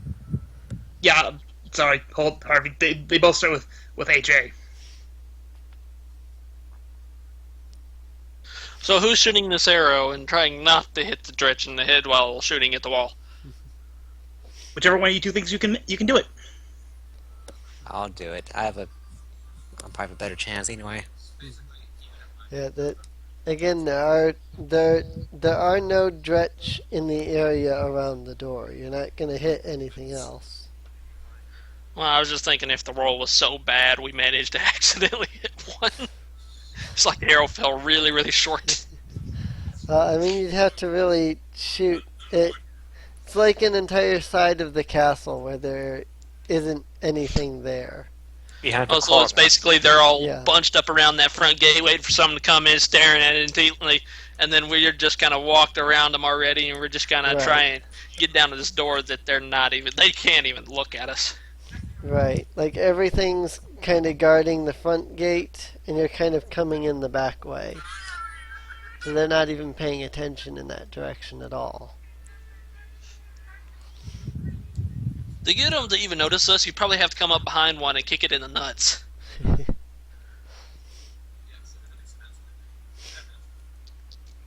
And I don't think anybody here is stupid enough to do that looks at Charming.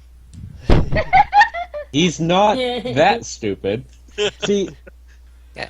he thinks he's a brave hero, and a brave hero would not do dirty tricks like that. He would walk up to it, tap it on the shoulder, and meet it head on in combat. I rest my case. Right. Alright, let's just get to the door. Halt, shoot that arrow. Alright. Wow, I actually rolled a 12. Not bad. Alright, so you shoot the arrow, it lodges itself into the wall above the doorway. Hold on, question. How's this gonna stay when we go down? Everybody slide really fast before it comes loose. That or we have Charming go down first and he catches us with his shield. Or maybe we just slam climb it down in that wall. Or you have Charming go first, he removes the arrow from the wall, and then he holds it. Now we're soon. Yeah, that too. Yep. Yeah. Charming, you go down first. Use your shield to slide down. Use your shield to slide down. He uses his sword, rip. Oh dear. Big old smash on the ground, like big old smashing sound on the ground. What happened? Nothing. I'm fine. I'm not fine. Yeah. All right. Charming will trust that Halt has fired his arrow well and true, and he will put his shield over the rope and zip line the hell down. Alright.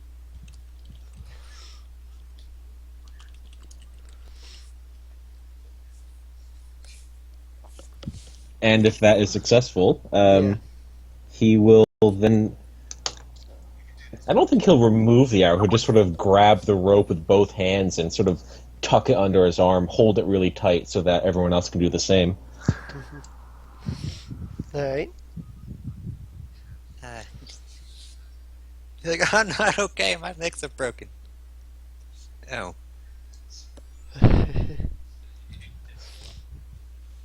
Okay, I'm gonna have Dwyer slide down next, and he's just gonna slide down. He's actually gonna grab onto the rope as he slides down, not caring about rope burn. Sliding down. I assume basically everybody's just sliding down. Yeah. Not me. I'm going to do something interesting. Alright. I'm going to use my acrobatics and balance on the rope and walk down the rope. Nice. Very classy. Alrighty. It's the rogue's way of doing it. And then Dwyer cuts it. Oh, okay. He's getting it down fast Dwyer? enough. Yeah, in fact, Dwyer. Hold up. Let me roll the impulse die to see if I would. He would. Oh. Oh dear. You see Hulk kind of messing with the door at this point. Then he hears it slip. Oh dear. So how far did I make it down the rope before Dwyer cut it?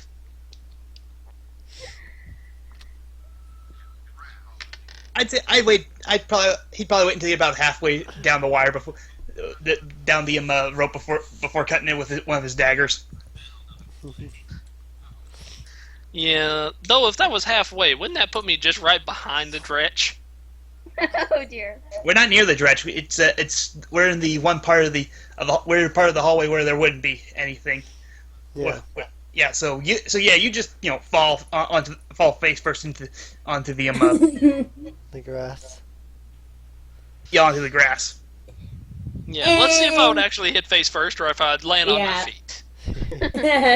Alright, Dexterity Rolling. Sandra.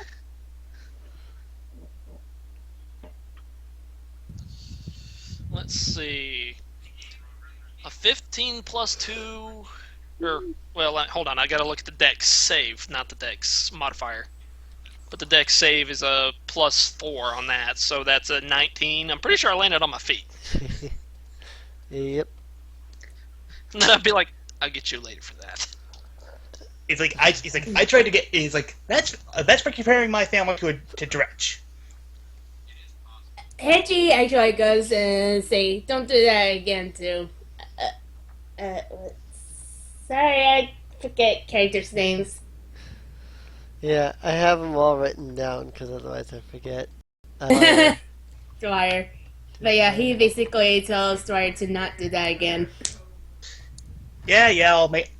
I'll not try and put someone in minimal danger if they upset me. Are you sure? Would his face lie to you? He smiles. Inside! He's like, that's a yes. Actually, yeah, I'm pretty sure you get it. I walk the rest of the way and rejoin the group there at the door and was like, have we got that thing open yet? Wait. Where's Yeah, Hulk's checking, but is it locked? The Well, no, door that's is safe. not locked, no. Okay. That against what's happening, he probably would open it up slowly and peeked inside.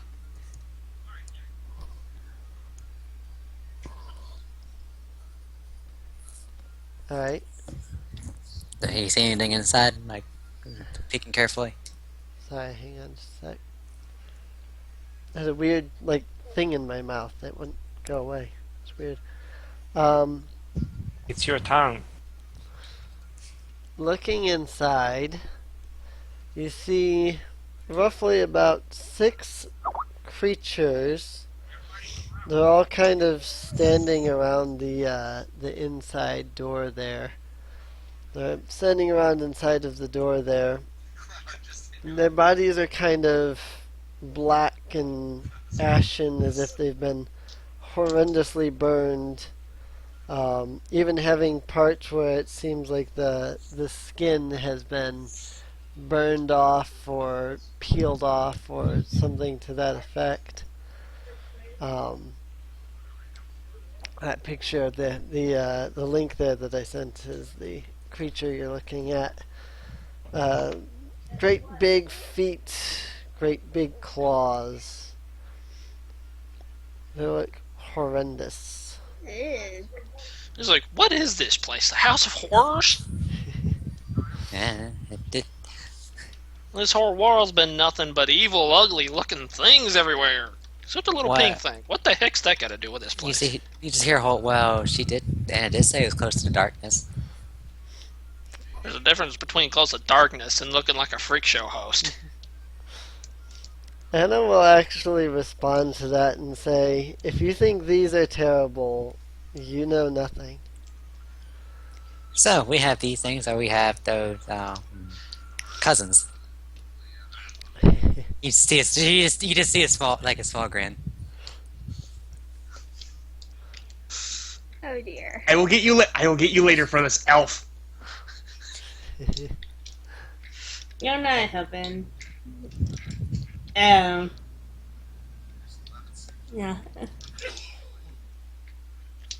Oh, well, also they mentioned there's only six of them inside the room. Yeah, I think we can take him. So, who's going first?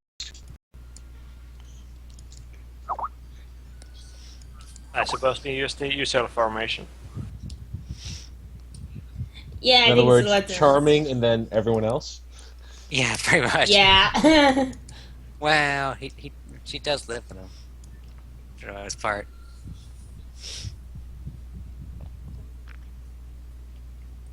All right. Well, Charming, sword and shield at the ready. He will march in.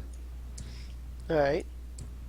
The room inside is about,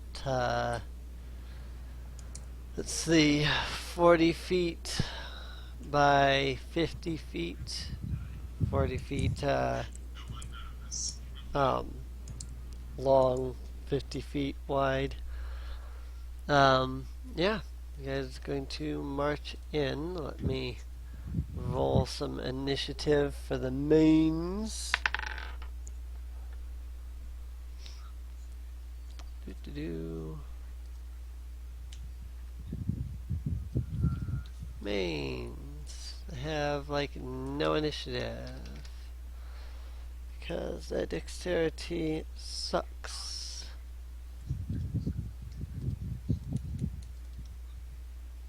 Wait, are you saying that Charming goes first before them? Yeah, Charming would I mean go Heiji. first. No. Heiji, unfortunately, is still the bottom. Yeah, Okay. I rolled a 2 on Yeah. my initiative. I got a 4.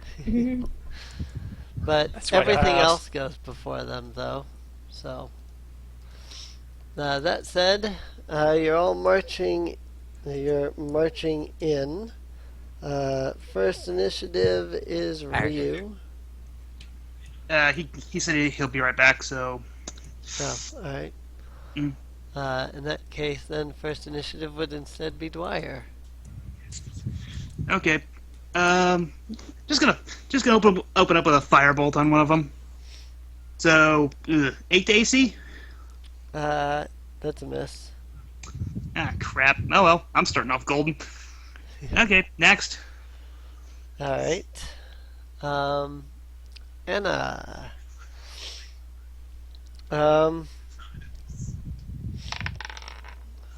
Anna is going to completely miss and thus do nothing. Charming.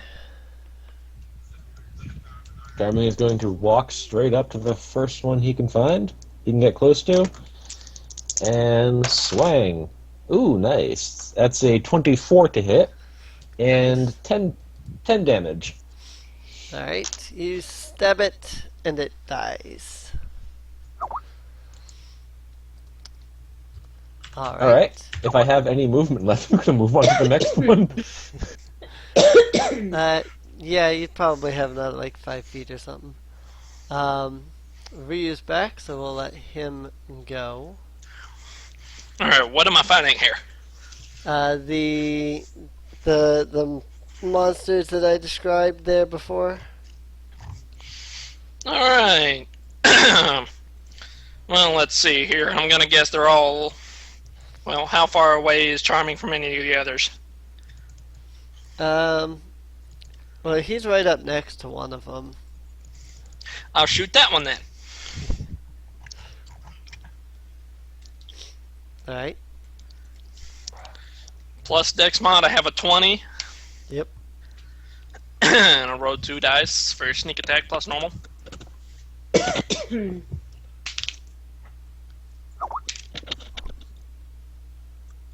4 and a 6, plus the bonus from the Dex, that's 12 damage. Nice. Alright. Shoot your arrow, the creature goes down. Cool, one hit wonder. Yeah, these guys aren't exactly tough. Neither was the cloud, but he seemed to have caused us some problems. Right. Alright. As you guys are battling, launching off your attacks and whatnot, all of a sudden, the pink little ball appears.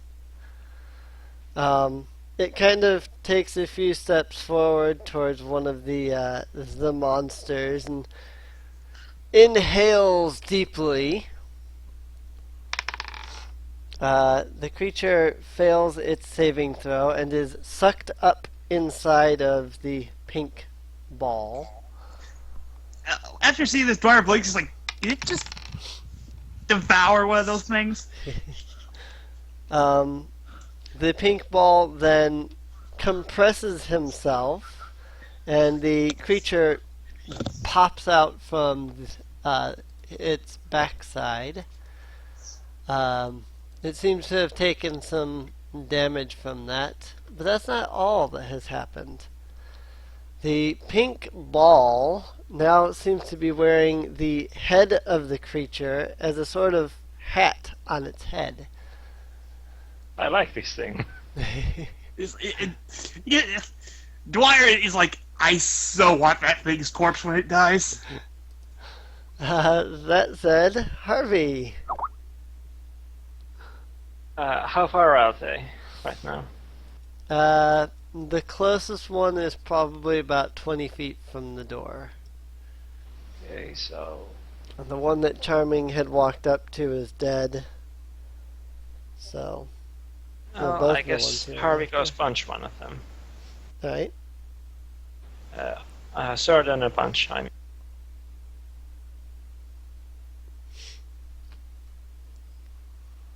It's 20, so 20 versus AC, that's a 6 damage.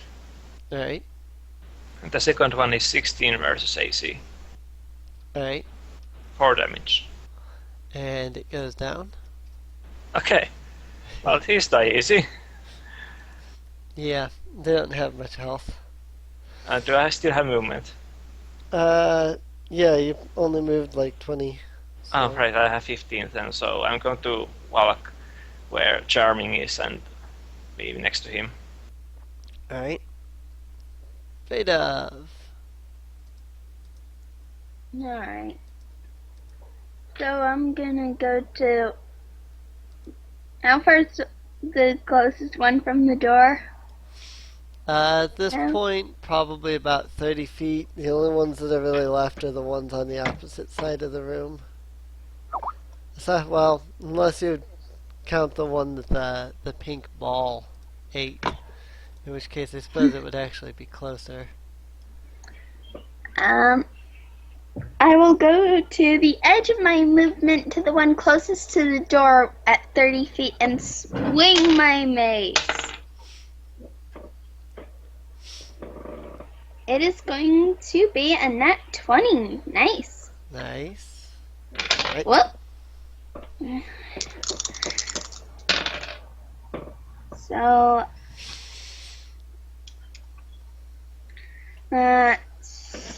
9 plus 14 damage. Yep. It's definitely dead. And that's it.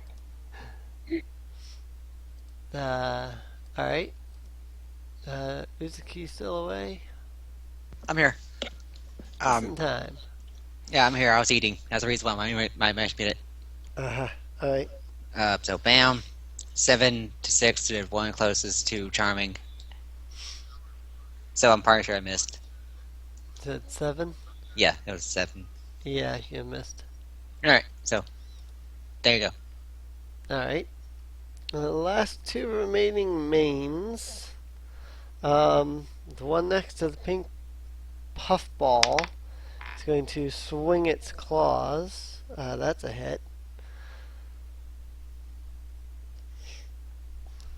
I actually am using my D4s for something other than some random roll here. Of course, I'm also losing my D4s, apparently. Oh, come on. I only have a limited number of those. I can't be losing them. There it is.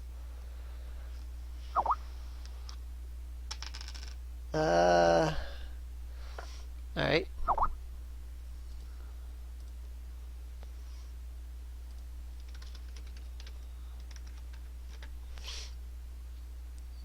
Do.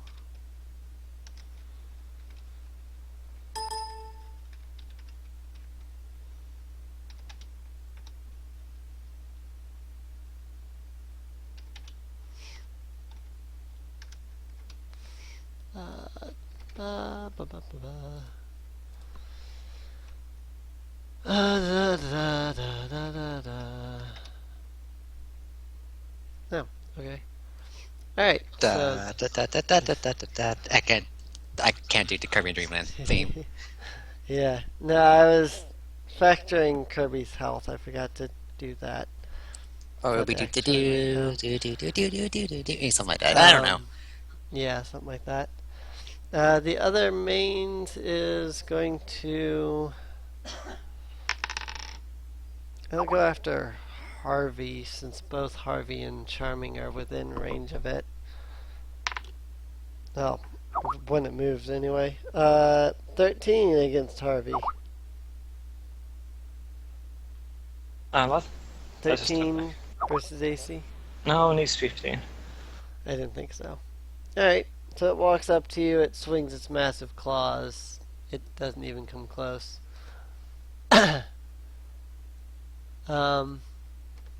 That said, Heiji. Sorry.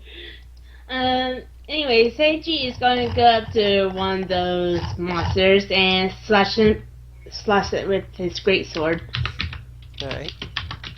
Which one are you going after? The I one almost thought you with, said Flash. The one near Kirby or the one near Harvey?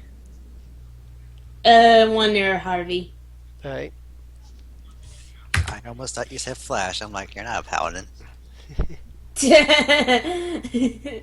I was like, you're not female. Will a 12 hit? 12 hits. Oh, okay. Okay. Okay, yeah. 11 damage. It goes down. Yay! And in turn. Ryu. All right, here we go. Question: what all's left? I'm listening, Just but there's one of them that's still near the pink ball, but beyond that, nothing. I'll go ahead and shoot that one and end this mess. Alright. 17. Yep. And is it near somebody? Well, Kirby, but Yeah, the pink ball. would Depends that on work if you, as a sneak attack, considering it's not exactly part of our party? it depends on if you consider it an ally or not. The thing is, you know nothing about it, so you probably wouldn't consider it an ally. On the other hand, would it consider Kirby an enemy? It would consider Kirby an enemy. In that case, it Considering- would be distracted by Kirby. This is true. I'll go with that then. Yeah. It's like hard to tell. It's like we just see this pink thing eat this other thing. It was like, what's stopping it from eating us? Right?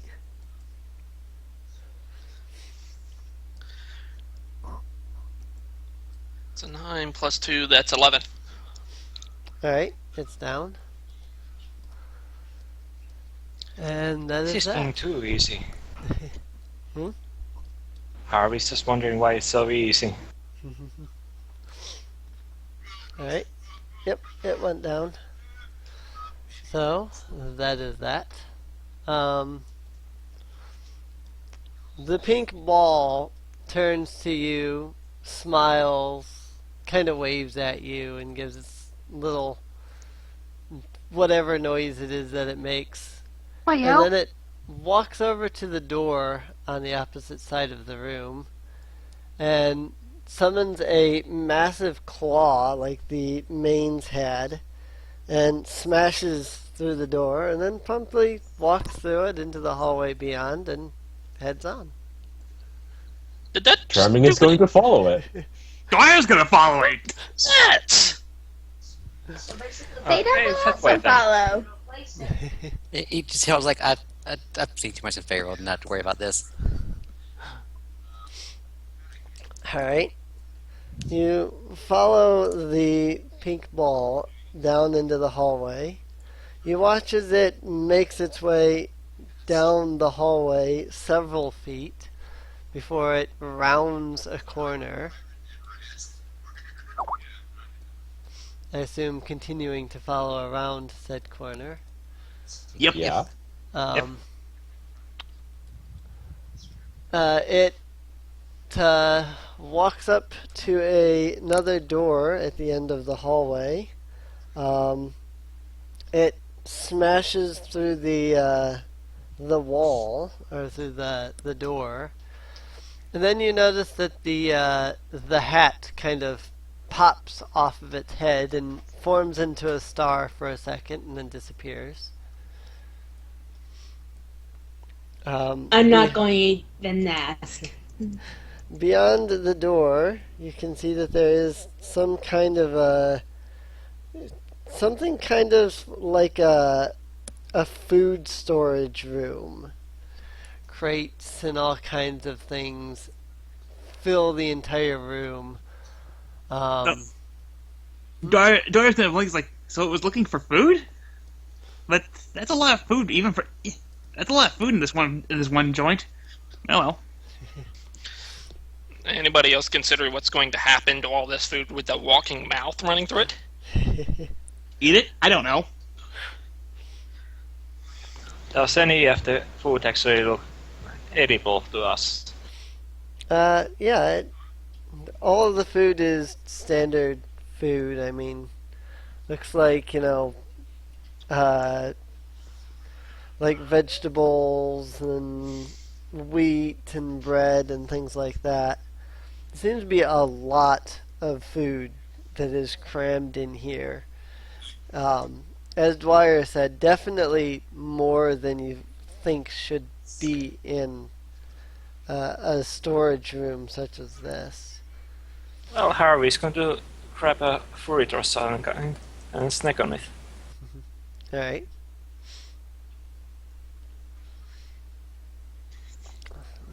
The pink ball is kind of wandering around the room a bit. He stops at a crate, which he then sucks the entire crate up into his mouth. He compresses himself once again, as he did with the mains, but the crate does not seem to come out of him. Charming is going to walk up to a crate, and he's going to inhale as strongly as he can. To, I am sure, no effect whatsoever. Yep. I'm going to try to open one of those crates. Dwyer's Yeah, actually seems going to go over to Heiji and say, "Hey, do you still have those two steel do you still have those two ball and change from Hyrule with you? Yeah, I've been carrying it with me. Why? You just be ready to drop them to the ground because I've got let's just say I've got this bad feeling that something big's about to show up." All right. He drops him. Thanks. Welcome. Dwyer's then going to pull out his wand of as he calls it, the wand of motion to motion list, or the wand of animation, whichever you prefer. He's like okay, like usually this is the part where something bad happens.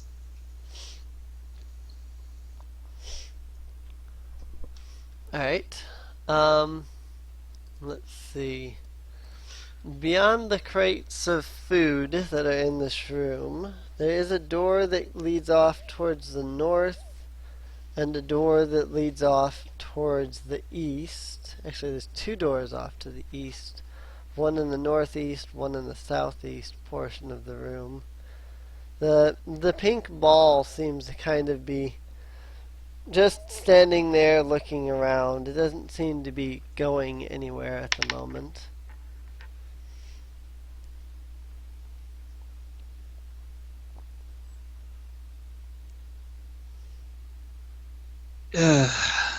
Or maybe I'm wrong. So, anyone want to check the two doors?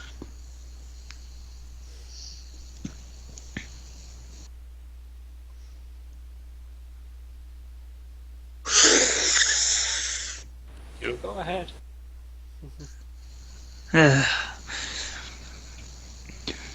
Okay. Dwyer's gonna go over and check the door to the north. Alright.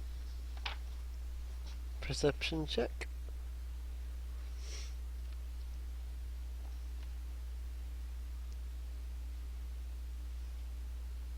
Hmm.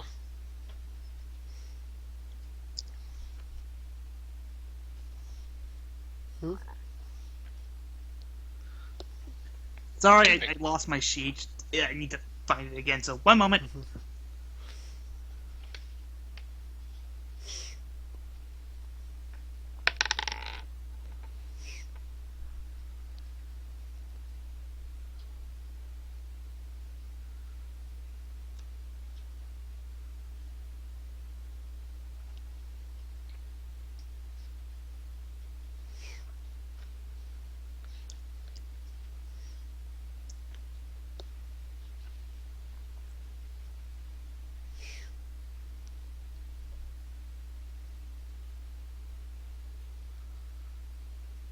Well, while that's happening, Harvey's going to check one of the eastern doors.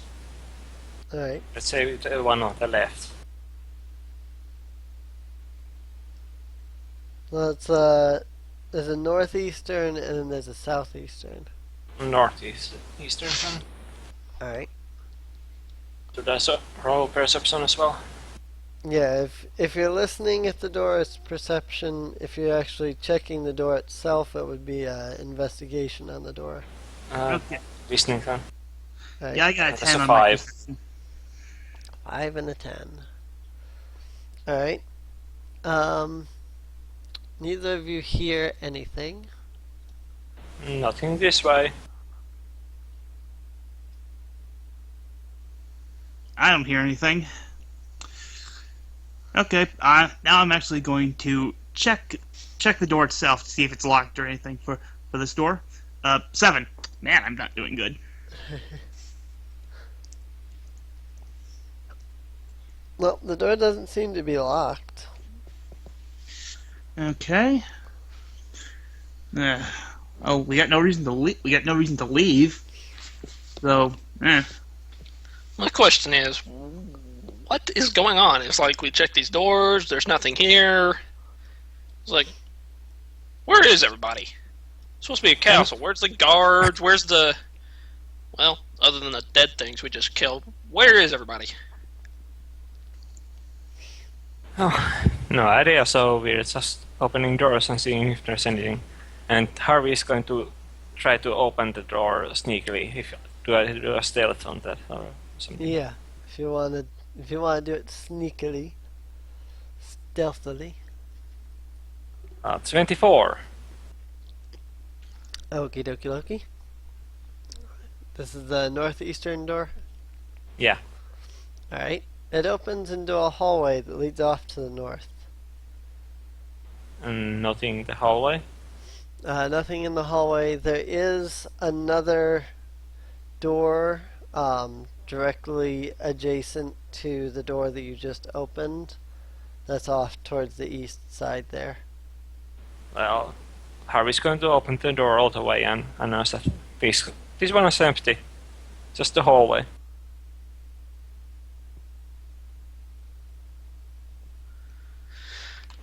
Okay, the lack of any living thing around here is getting to be a little bit creepy. I mean, there's not even pockets to pick around here. Hey, G, pick up those steel balls again. I guess I was wrong. Sorry.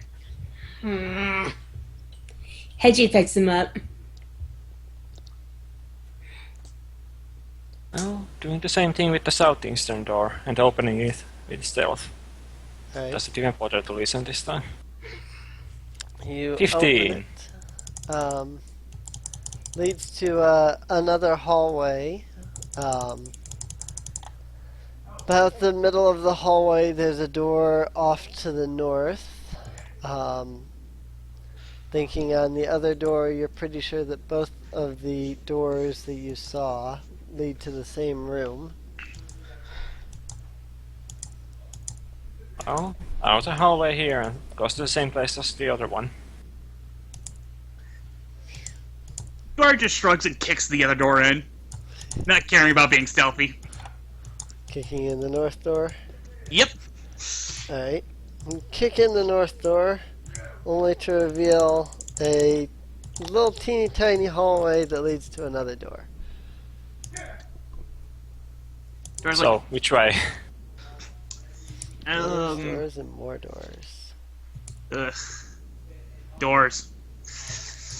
Let's see. Dwyer closes his eyes like eeny, meeny, miny, east. Good. East. One way or another, let's just go. Yep.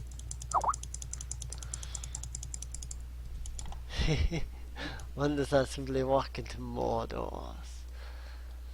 Alright, so, east, you have the northeast and the southeast. Well, they seem to go to the same place. Yeah. Yeah. Well, I mean, the northeast door does go down a hallway that also leads to another door in the north, so... So yeah, northeast, considering the southeast door just curves into the northeast doorway. Well, it's in the northeast door, there's the door to the north of that, but then there's one directly to the east of that door. And that door connects to the same room as the one from the southeastern. Well, That door connects to a room that is connected to the southeastern door. It's There's like two take the rooms. southeast and you walk into a treasure room that then connects to the next room for the boss. And for all we know, that treasure box is something we need to kill it. Right. Okay, southeastern door, going to the one that isn't connected to the other room first. Alright. Going through the southeastern door, through the hallway to the door there. And yep, Dwyer, being his usual self, is just gonna kick the door in. Not even gonna check it. Alrighty. Dwyer, I need you to do He's me gonna come back and bite me? something. You are going to need to, as soon as I find it in here again.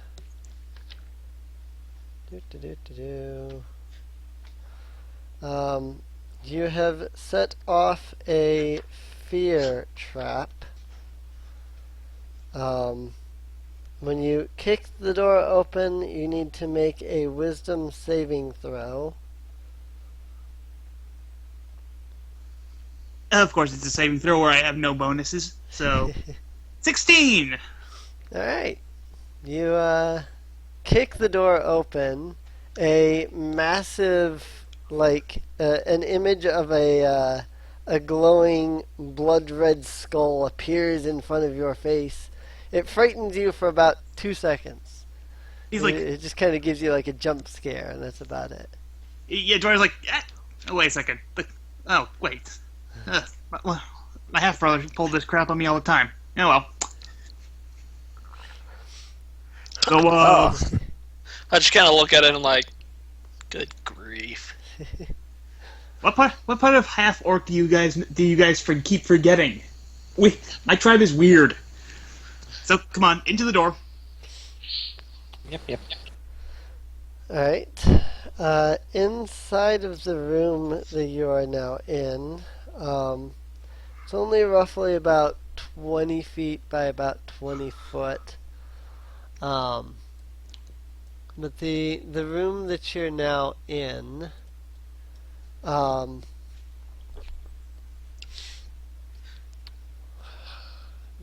basically it's like a weapon storage. There's like It's an armory. weapon racks and stuff. It's an armory, essentially, right? I wouldn't say an armory, more just like a place where they store like weapons and stuff. Basically, the broom closet of the armory. Right, something like that. Oh well. So let's see what we can. Well, time for investigation to see what I can find in here. Isn't this a perception or something? I forget. Perception is to look around. Investigate is to kind of like search for things. If you're looking for something specific, then it's investigation. Yeah, I'm just looking for anything useful. Yeah, anything useful, and I crit on that, so 22. Alright. It's well here. Alright. I'll go investigating as well. Go investigating. Well, let's see. I got no bonuses on that unless there's like a dexterity mod bonus. I Yeah, believe on an investigation, I think that's wisdom. Say that or Wisdom intelligence. bonus? I got no wisdom bonus. It's intelligence. Sorry. Intelligence, still no bonus, but that's a 17. 17? Alright.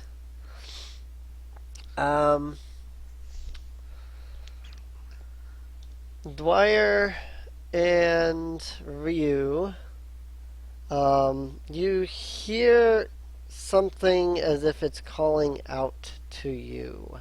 It is speaking your name. Make wisdom saving throws. Wisdom saving throws. Okay. Wisdom saving throws. I got 12. I got another 17. Alright. Ryu is unaffected. However, Dwyer, the thing is calling your name. It knows who you are. It wants you to come to it. You feel yourself drawn towards one of the weapon racks as a long sword in one of the weapon crates seems to glow, calling out for you. You reach out for it and you grab hold of it. This thing's cursed, isn't it? Yep. It I'm looking possessed like- you. He's like, dude, that thing's glowing. It's never good when weapons glow. No, that's not true. This Many of you is not seen a weapon glow and it not be cursed as heck. I have with Selena. Anyway, this is a cursed longsword of possession. Knew it. Oh, great. I knew it.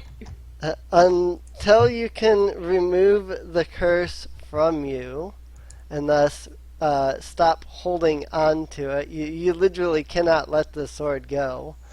Every round, you will have to make a wisdom saving throw or be subjected to the sword's will. Yeah, Dwyer grabs like, wait, he tries to let go. He's like, help! Let go of it. Anna, can you do something? Unfortunately, Anna does not have anything for removing curses. All of her Question. stuff is Just great. not magic. There's a chance we can just whack the crap out of Dwyer and make him let go of it. Nope. Crap. Is there a sheath for the sword that I can put it in? Nope. Yeah, bugger. Come on, Great. Come on, let's go. Me and my new cursed sword. Ugh. Wait, hold up. Can I do an Arcana check to see if there's a way I can resist it differently, or try to get it to, or try and talk to this stupid thing? You could. Okay, the reason I ask is because I have a +4 in Arcana, so 14. Unfortunately, there does not seem to be any way to resist the curse or anything. You can make like a wisdom saving throw to resist being controlled by it. But the only way to remove its curse is to remove the curse. Like remove curse, dispel magic, something along those lines that would remove the bond from it. Yeah, and I'm the only spellcaster here. Crap! Don't we have a cleric? Don't look at me. I'm the thief. Yeah. Let's see. Dwyer looks to her is like, you wouldn't happen to have, a little thing called Dispel Magic, would you? Sacred Flame, Light, Guidance, Inflict Wounds, Cure Wounds, Thaumaturgy. That doesn't help. Nah, not at all. Great. I'm stuck with the Muramasa over here. Sorry. Luckily, So I have that- no proficiency in longsword, so, it's not like I'm not gonna hit anything with it. Unless it uses you to cast magic. Right. It does count as a magical +1 longsword. The problem is that it's cursed and will take possession of you if you fail a wisdom saving throw. Come on, let's go. Just have me up front, that way if I get knocked out, I could probably let go of the sword. So, from here, there is the door to the west, which leads back to the hallway that then went to the north area. But then there's also another door to the north. Well, going to use stealth again and check what's behind it. Alright. I got a question. 23. The little pink thing, it managed to eat that creature. What do you think the chances are he can eat a curse? I don't think he's gonna try and eat me with this if I come at him waving the sword at him. Let's just go. Okay. Does our cleric have all of her spells prepared? All of them prepared? Yeah.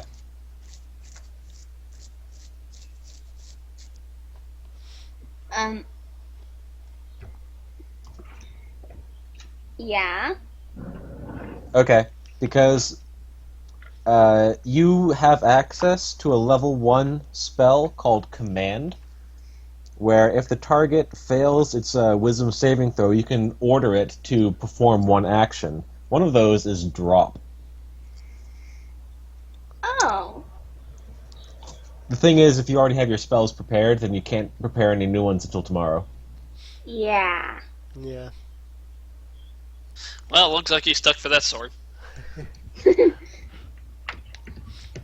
Oh well. If I do manage to let go of this is still going into my collection of stuff. You could always chop your hand off. I need this hand. Could bash it. What part of I need this hand do you people not get? So he doesn't need the other hand.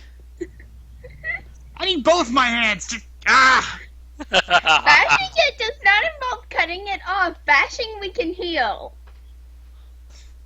Now you going near my hands. Let's keep my hands. I need these for spell casting. Thank you.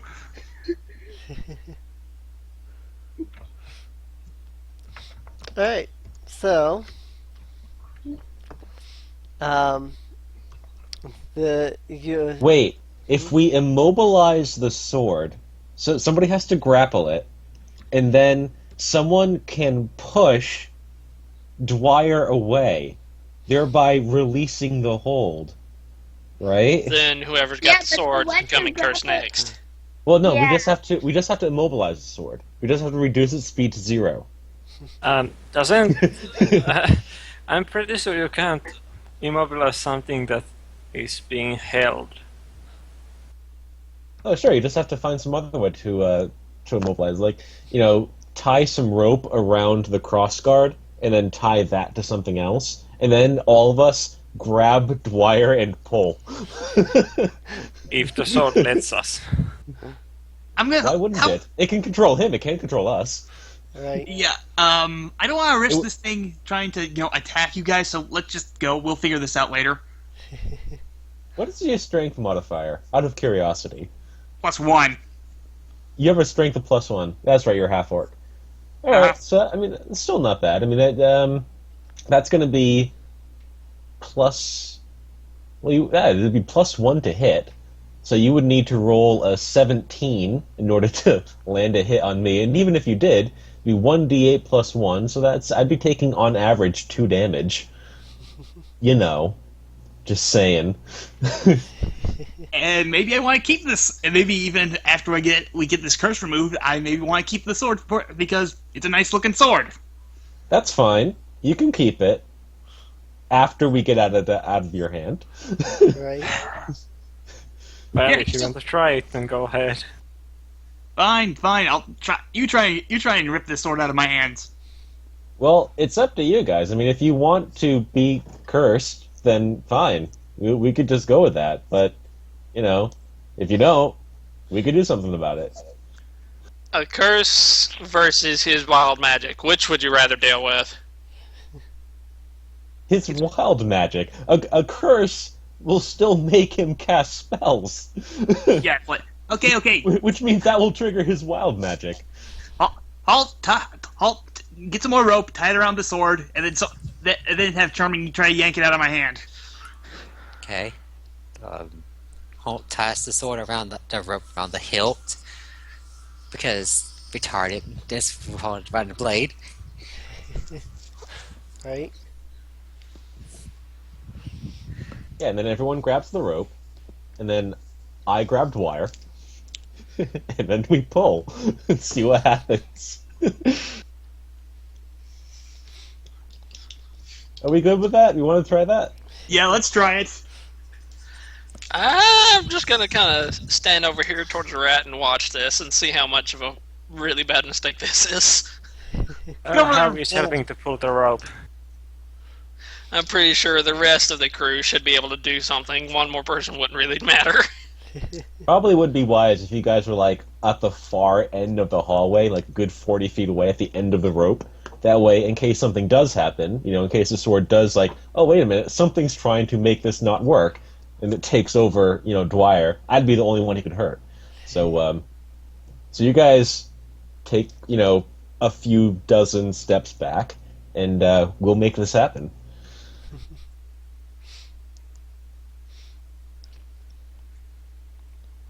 Should we roll for that? Sure, go ahead and roll for that.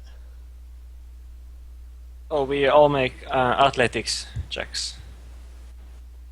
Or something. Athletic? Yeah. Check. Okay. That should be simple for me. I got a 14 from my athletics to grab Dwyer and hold on. I crit. 22. Okay.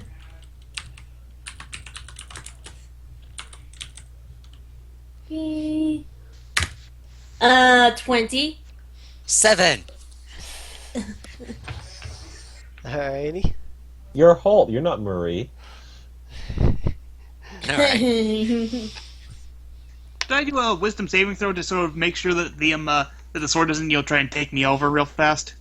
Yeah, I was actually gonna have you do a wisdom saving throw. Okay. 6. Crap. 6. And this is why I'm standing towards the right, out of range.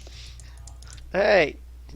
You all pull. One side pulling the rope with the sword, the other side pulling Dwyer. As the sword and Dwyer begin to separate from each other, you notice that they seem to be pulling towards each other, or perhaps the sword is pulling towards Dwyer or something. There seems to be some kind of magical force drawing the two back together as you're fighting to pull them apart. At which point Dwyer immediately starts trying to break free of your grapple. Good luck.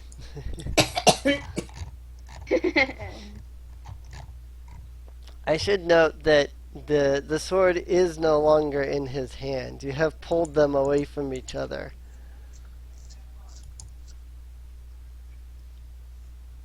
Good. Oh, that's funny. That is absolutely funny. I crit on my strength check. Oh, wow. Wow. All right. What is your strength then? What would that be? A 21. 21 for your athletics? Yeah. Okay. Well, I got a 20. So it looks like you are able to start getting away. But you know what? I'm just going to do this again. I'm just going to grab hold of him again and keep pulling. So, I'm going to re-engage the grapple. And that's a 22 athletics. So, by all means, make yours. 13! You got me. Okay, and I'm going to try to shove you away, so let's do this again. 19. 20! Okay, I'm just gonna keep...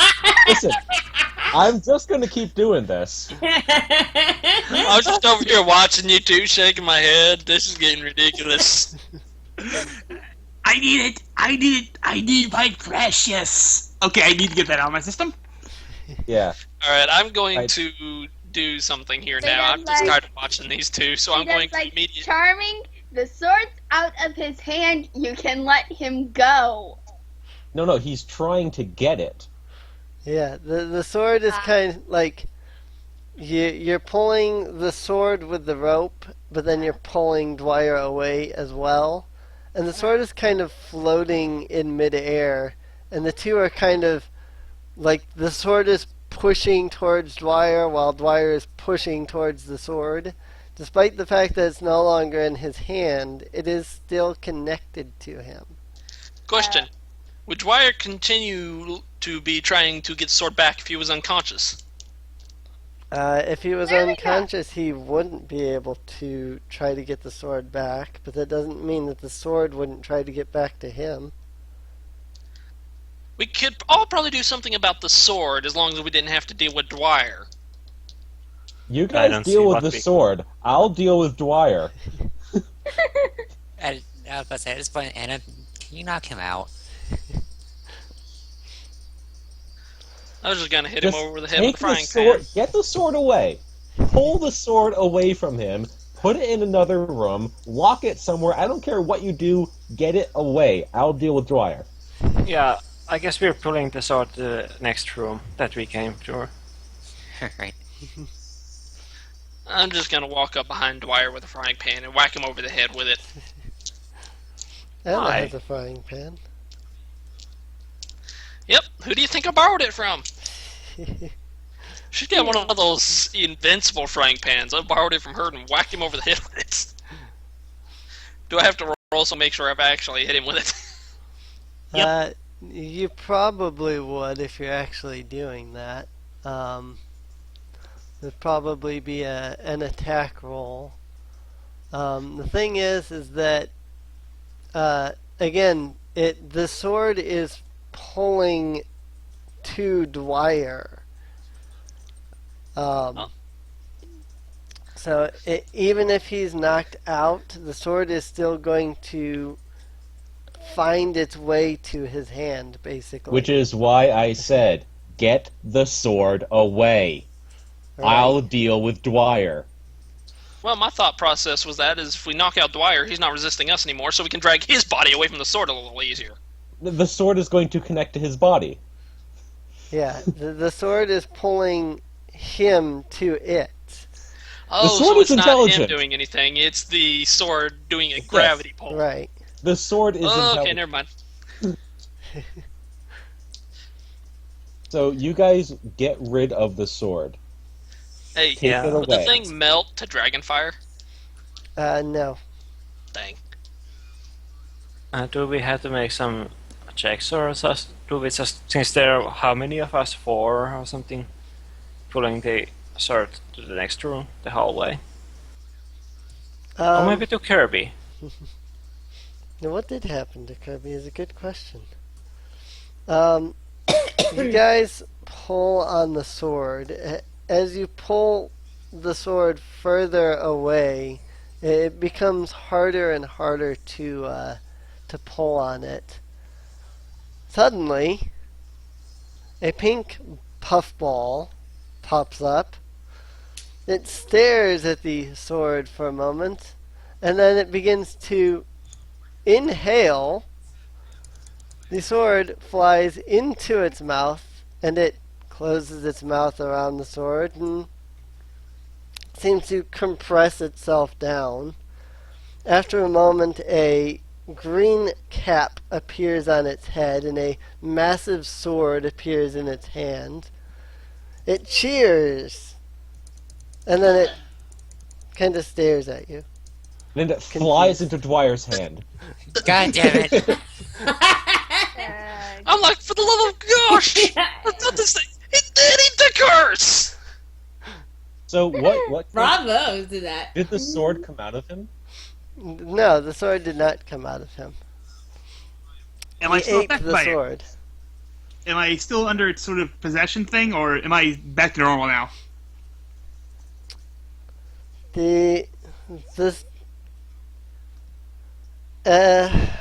I guess at this point the curse would be removed as Kirby basically annihilated the sword. Put it in another dimension in his gut, and he's like, how am I supposed to get back from this? Right. I get to see Dwyer as soon as the curse gone. It's like, what the? Charming? Please let go of Dwyer me. feels an unnatural attraction towards small pink things. Wait, it gets better, and he's a half orc.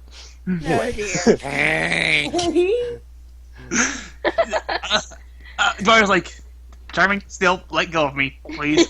Not like, will you let go of me now? I'm okay. I swear. I rolled a 2 on my impulse die.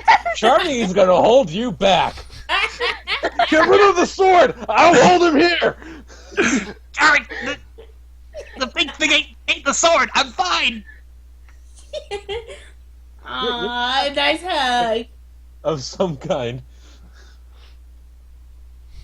Well, Harvey's going to give a thumbs up to the pink creature. Good job. Isn't that right? Sorry, I just imagining Harvey doing that. I He say walks too much. over, pats his head. Good job. Sorry, I kind of imagine Hana's character Harvey being more like a Lala Fell, and once it presses his thumbs up.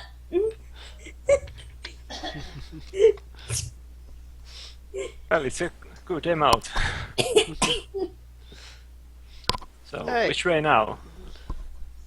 When you stealth opened the door, you saw a really, really long hallway. And then the whole thing with the sword happened. Ah, right. I And forgot then I we opened it. see another door from the other side of the hallway. When you look down the hallway, there do appear to be two doors, both on the western side. One that's nearby, and then one that's all the way down on the other side of the hallway. I'm like, guess oh what? great, More more doors. choices. We're not in Mordor. Anyway.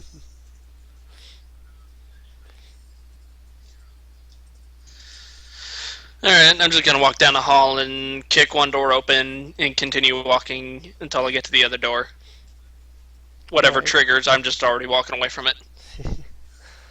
Alright. You walk to the first door, you kick it open, and then you proceed down towards the other door. There didn't seem to be any kind of reaction from kicking that door open. Yeah, good by me. Anybody else coming down the hallway before it starts spitting flames out the door? I would, but Charming is still holding me. Anna, hit Charming in the head with a frying pan. Maybe he'll get his senses back. You Yeah. can try. I didn't say that to do damage. I just said maybe it'd make him think. Maybe distract him long enough. It's like, what was that? Come on, Maximilian, let's go. There's adventure to be had. Adventure pushes Dryer away. Onward. Thank you, Harvey. Thank you, Harvey. I owe you a drink later. Yes, let's just go on. I'm actually going to, as soon as Dwyer passes the door where you open, he's going to peek inside and see what's in there. Alright. Peeking inside there, you notice that there seem to be beds inside. I'd like you to do a perception check for me. That's wisdom, right? I think it's intelligence, but I'm not sure. Perception is wisdom. Perception is wisdom? Okay. Okay, then I don't I don't have a bonus. Nat 20. What do I see in there? Nice. You look inside and you notice some beds. Kind of looks like maybe a sort of barracks. And then you notice that there's things lying in the beds. What the? Guys, hold up. There's something else in here. Dwyer's actually going to walk in there and look to see what's in there. Alright. Looking at the things on the beds, it seems to be quite a gruesome scene. Skeletons of some sort of round creatures lying in these beds. Dwyer's actually like, oh. Those things have bones? Apparently, with whatever came here that was from the darkness, it got rid of the guards. Ugh. I almost feel sorry for the little whatever they were. I almost feel like not looting this place. Almost. Well, time to loot. That's when I'm tapping on the other doors. Like, well, the first one didn't have a trap, but that didn't mean anything about this one. Okay, investigation to look for loot. 16 to look for loot in the barracks. There does not appear to be any loot. Anything that was here must have been taken some time ago. There's like rats. He just grabs one of the bones and takes it with him as he goes to rejoin the group. Alright, continuing down the hallway, I assume. Yep. And that's when I'm tapping on the door like, is anybody there? Alright. Make a perception check on the door. Alright, let me pull up my thing and see what I got with that perception check. Bring it down. It's +2, and then it's a wisdom modifier, which I have no wisdom modifier. Okay, let's see what I get rolled.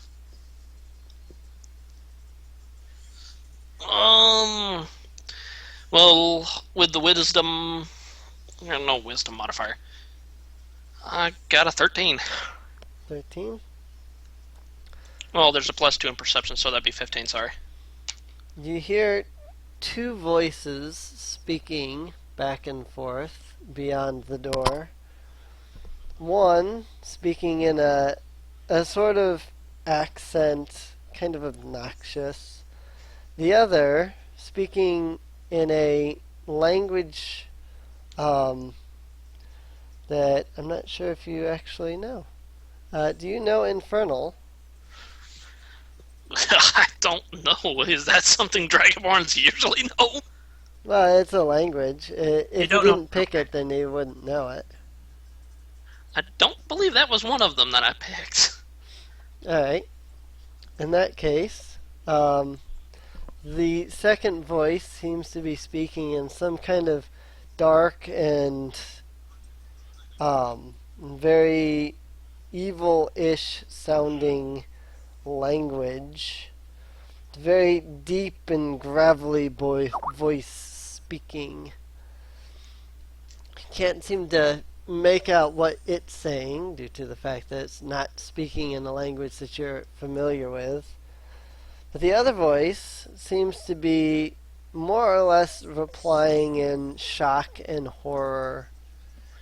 You hear a gasp here, a what there, and things like that. So what's behind the door? Apparently 2 people, one's laughing some like maniacally, like, oh, I'm the bad guy kind of thing, and then the other one's like freaking out, so... Dwyer pulls out his wand. AG, drop it. Oh wait, Mia's not here. Dang it. I'll wait for her to get back before I initiate plan flying metal objects.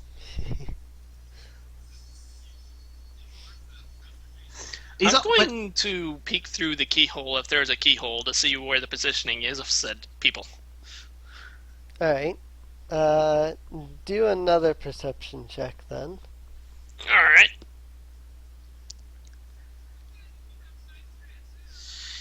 Well, that's an 18 plus 2, so that's a 20. Alright. The peeking through the keyhole, it seems to be some kind of a throne room. You assume you can kind of see a throne with something not so nice looking sitting on it. Great big red monstrosity with great big gargoyle-like wings.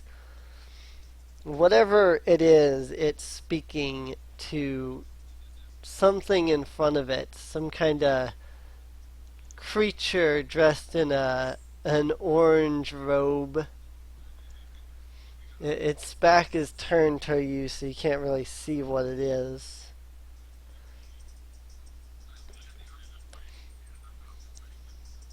Okay. Well, at least I know where the angle you need to throw those things are there, Dwyer. Thanks. Actually, this is what I'm going to actually point out. He's like, by the way, I should probably mention this right now. If anyone has any sort of, melee weapons that they don't normally use for combat, mind if I animate them? Because, that's a lot. Because I want to throw as much shrapnel as I can at those guys. So, I have my 2 daggers, the iron balls that Heiji's carrying. So if anyone has anything else, feel free to donate them to plan flying metal objects. You could just take out 10 copper coins. I have a small knife and some bolts from my crossbow.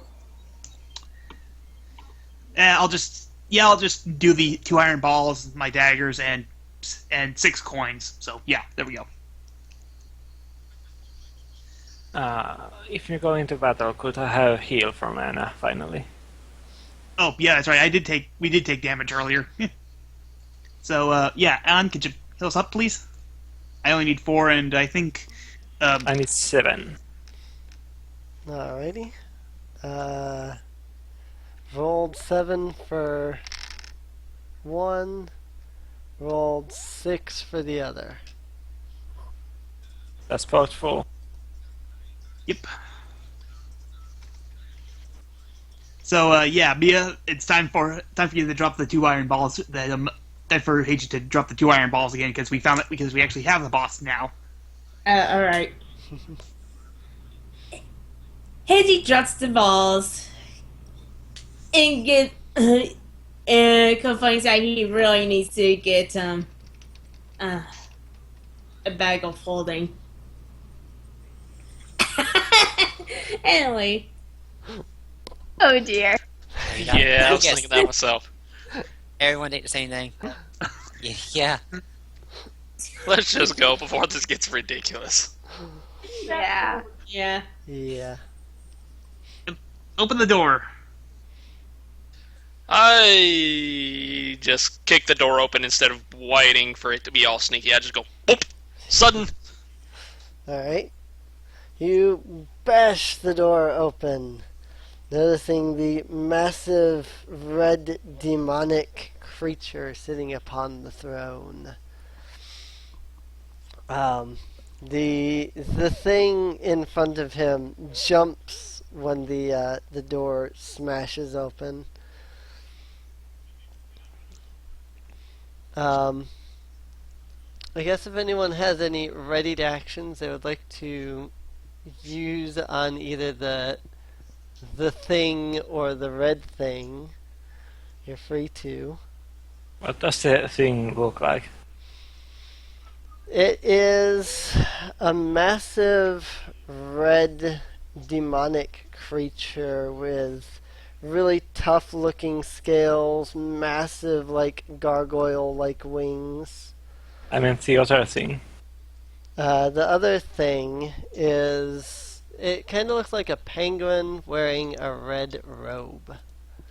Okay. This is what happens when you talk so much about penguins. I was like, how did I know this was going to happen? Dwyer, fire! Right. Dwyer, when Ryu kicks open the door, he pulls. You see, everyone else sees him pull out 2 daggers and 6 coins. Then use the wand to animate the 6 coins, the daggers, and the 2 iron balls. Alright.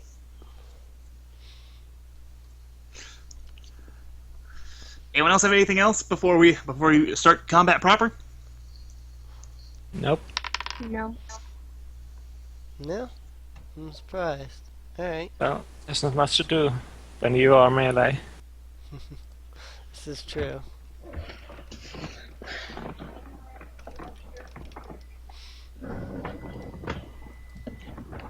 Okay. And I'm not rushing in without Charming going in first. What is Halt's dexterity again? 2 plus 2. Plus 2? Alright. That is what I needed to know.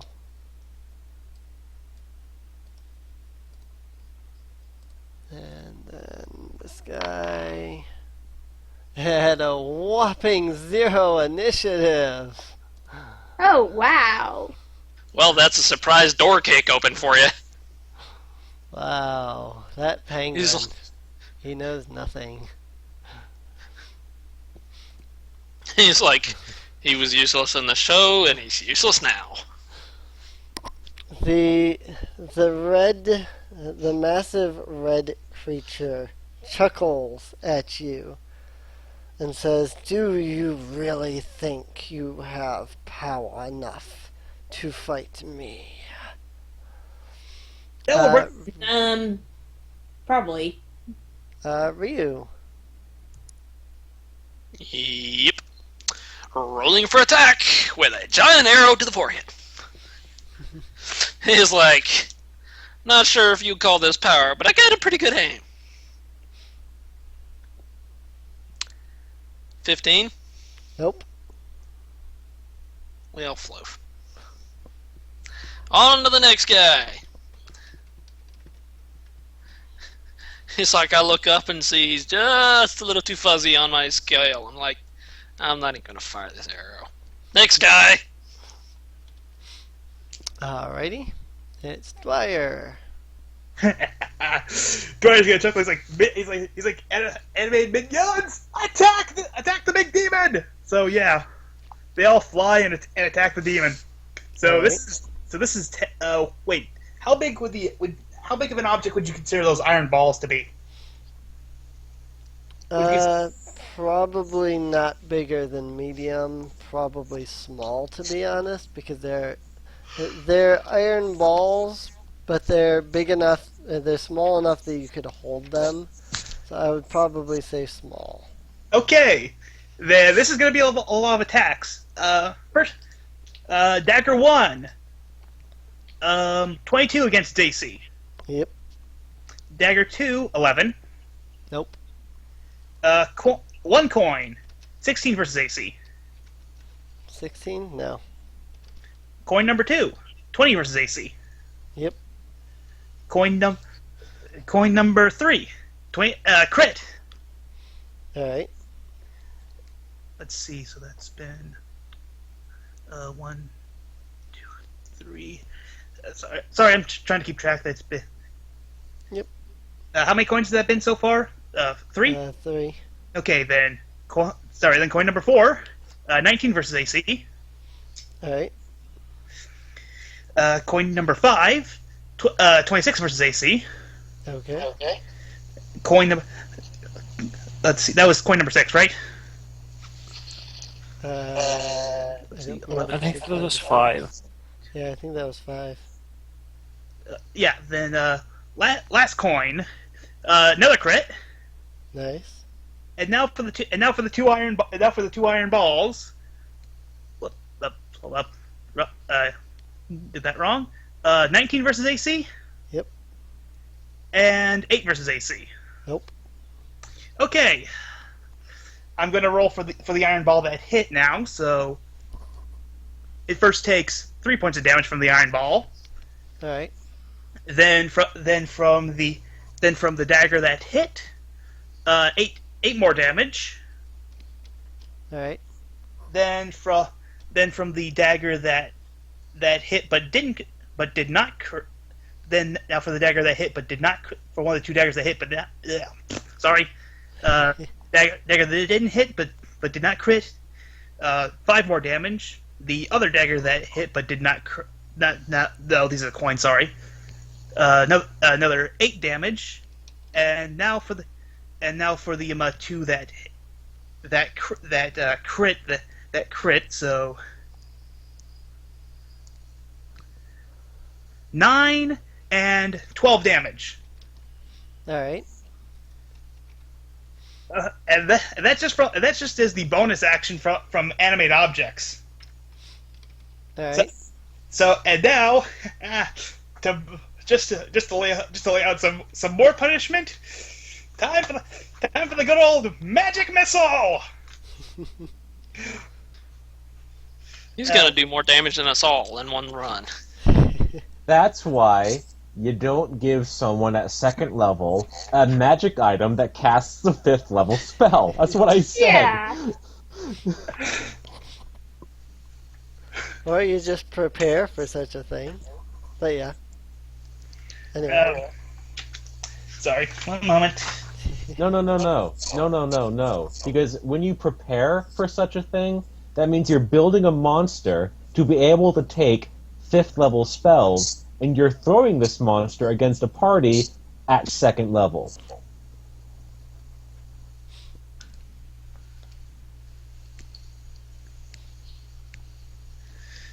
Okay. Okay, the 3 darts did 4, 3, and 3 damage to it. 4, And- 3, and 3. Yep, and because wild magic, and because of the wild magic and because of my because I used a level 1 spell, and I used my Tides of Chaos earlier, my wild magic table goes off. So 19 on the wild magic table. Uh oh. I cast grease on my centered on myself. So that's not good. That's not good whatsoever. I'm double checking to see what grease does. Yeah, 10 feet around me is now difficult terrain. Huh? So, whoops. The doorway. Yeah. Whoopsie. Oh wow, thanks. I'm done. Grease. Really? Oh my. So the question is, who are you standing adjacent to?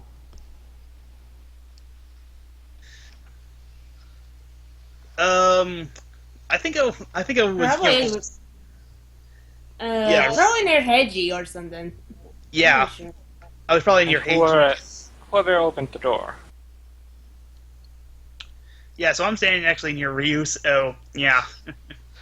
It's a good thing I don't have to move very often, huh?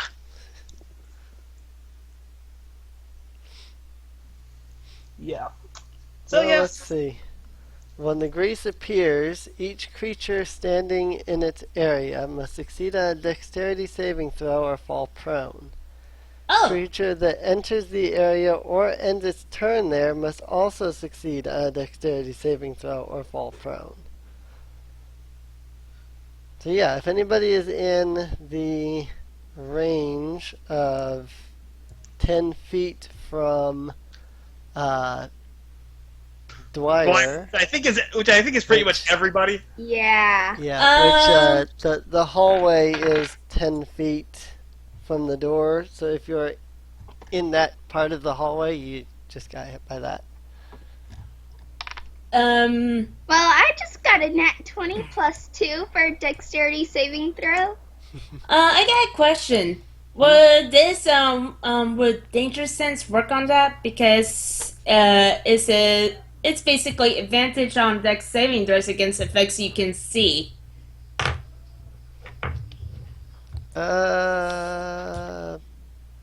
Possibly. Vis-a-vis would It is an effect that you can see, so it would make sense. Alright. So I'm just gonna say this right now. As long as you roll over a 12, you'll be fine. good thing I have advantage. The first roll was a 5, my second roll was a 13. 21. 21.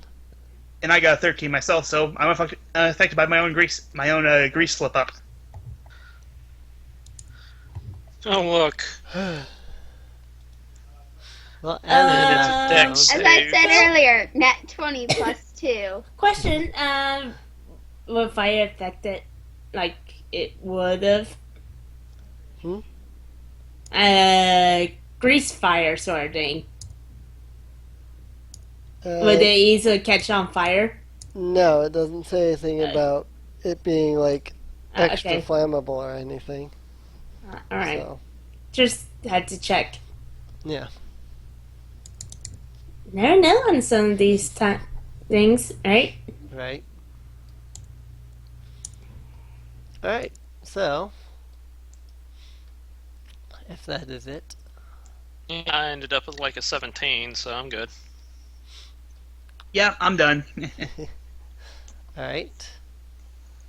Anna's going to have to stand up because she was knocked prone from that. And then she is going to yeah.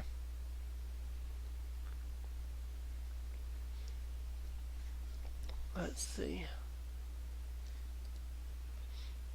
She is going to...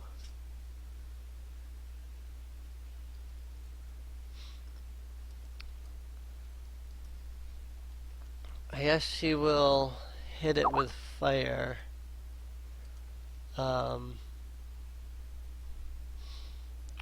Fire with an augment of which it fails.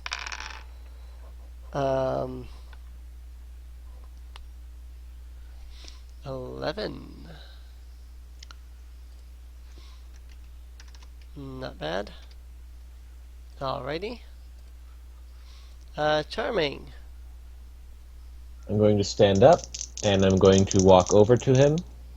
Because I'm probably in difficult terrain, it's going to take me more than the movement I have remaining, so I'll have to spend my action in order to get it over there. At which point I will action surge to attack. That's a crit miss, and I'm done. Alrighty. Hey. Pink puffball. So the pink puffball, he's got his sword ready here. And he's going to unleash, well, he was going to try to unleash an epic, wave of energy from that. He unleashes a wave of energy from his sword that completely and totally misses both opponents. That said, he'll just make sure that he's out of the grease before his turn ends. Harvey. Okay, then, how far is the demon thing? Pretty far. It's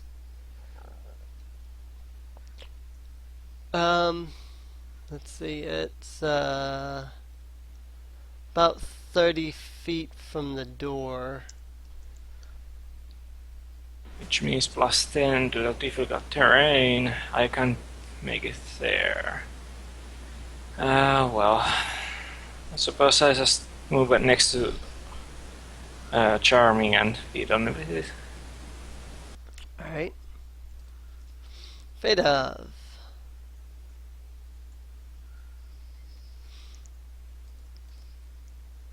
Oh, missed the zombie right back. And I just got back, so. Just got back. I Alright. forgot to get utensils. Okay, I can get them after my turn. So what's the situation currently? Lot of grease on the floor. Okay. Big demon thing about 30 feet away from the door. I'm going to attempt to go to the demon. There's the difficult terrain which has 10 feet to the Yeah. distance. And the grease is 10 feet of difficult terrain. So to get through it, you'd have to use 20 feet of movement. Then I'll have 10 feet left. Yeah. You should be So- able to get up there still, because it's about 30 feet away, so I have 30 feet of movement. sounds about right. Actually, they'd be. No, I'll 10 feet I'll still be 10 feet away from it. Hmm? I'll still be 10 feet away from it. If you If it- spend your action to catch up, then you could do that. Yeah. That's what you... There's Charming and Harvey next to it, I think. Yep. I will move as far as I can without using my action. Then I'll cast Sacred Flame. Alright. 3 damage if it fails its saving throw of 13. 13. Sorry, what kind of saving throw was Dexterity. it? Dexterity. It saves. Okay. But I'm out of the grease. Alright. That's it. Alright. Now to get silverware. Halt. Okay, so the thing looks strong. So let's try this. You see one of Holt's arrows glowing. Well, 21 hit its AC. Yes. Okay, you said the dice roll is an extra 2. Yeah, it's an extra 2 for the silver arrow. So it's Okay. 3D whatever Alright. at first level.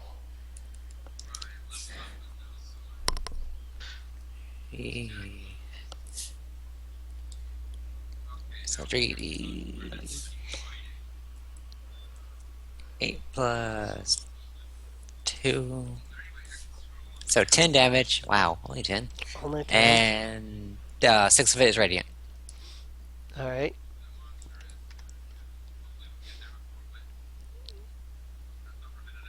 Alrighty. You seem to notice that it seems a little more hurt than you assume it should be from an arrow. Alright. Alright. Well, I don't need to move any closer, so I'm good. Alright. In that case, the demon thing, it's not too happy about getting blasted by all of these attacks. So it has 2 people in front of it. It's going to swing its claws at Max. That would be... I don't think that's going to hit. 12? No.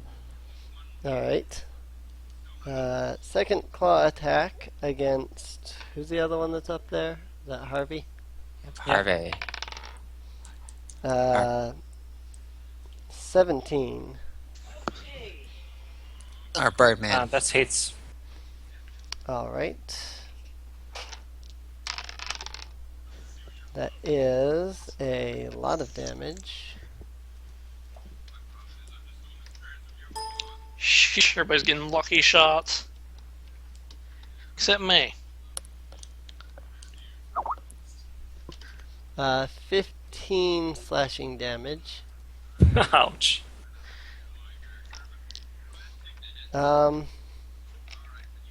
Definitely bloodied.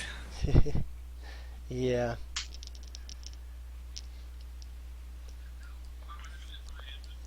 And that will be it for the demon. Heiji. Yep, Hedgie's going to step up to the demon and he's going to try to hit it. Alright.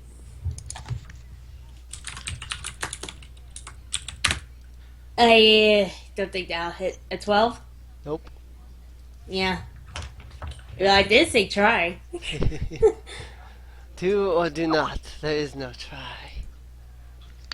Well, in my book, there is.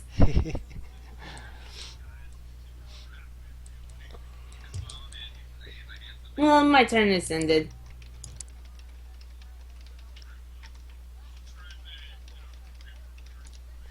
Alright. The penguin guy. He's going to cower and do nothing. Come on, penguin, help us. Ryu. I'm working on it. Here I'm rolling. 21. Yep. And how close is he to another one of my friends? You've got 3 allies that are right up against him. Then I get a sneak attack. Let's see. Am I going to get something other than a 1 this time?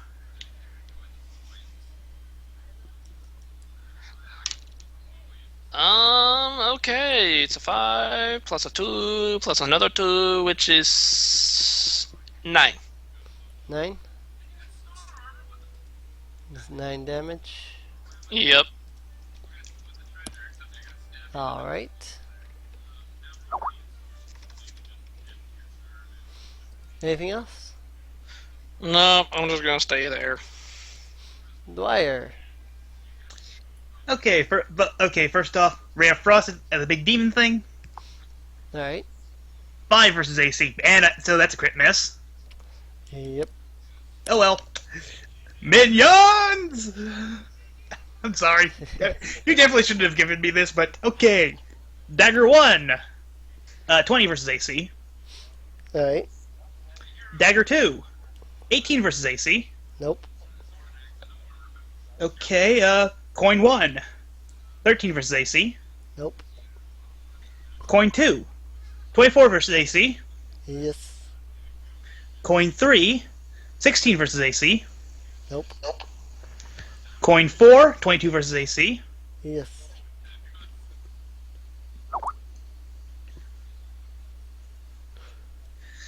Coin 5. 22 versus AC again. Coin 6. 21 versus AC. Yep.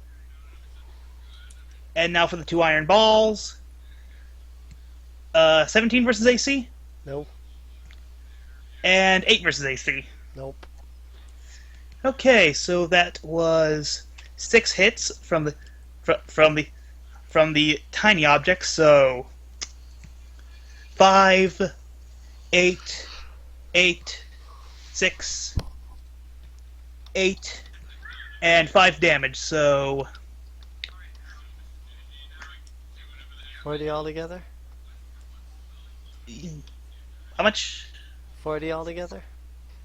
I'm double checking because you know. Sorry, getting out of my calculator real fast. Sorry.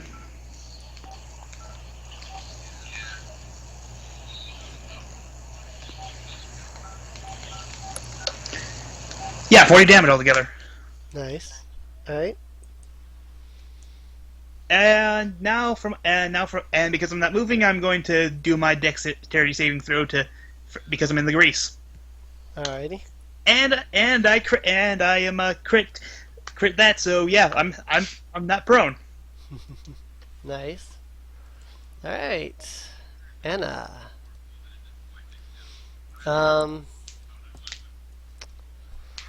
She's gonna go all out on this one. I should keep forcing saving throws more often. Apparently I can't roll to hit, but I can sure as heck roll to fail a saving throw.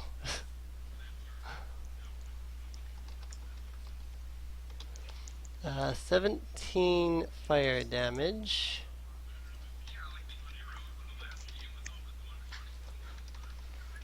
Alrighty. That is a bunch of damage from fire and charming. Alright. I was gonna say, shouldn't On heal him, Harvey, considering he got hit pretty bad. Oh yeah. Sorry about that. Let's see. Let's see, what kind of healing does he probably need? Well, he was hit for 15. Let's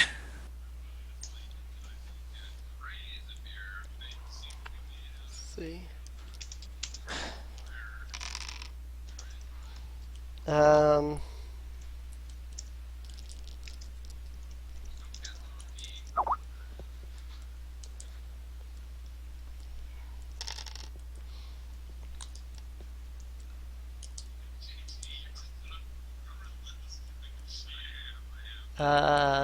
I can either heal you for 9 or 19. Which would you prefer? I prefer 19, of course, it takes me full. Alright.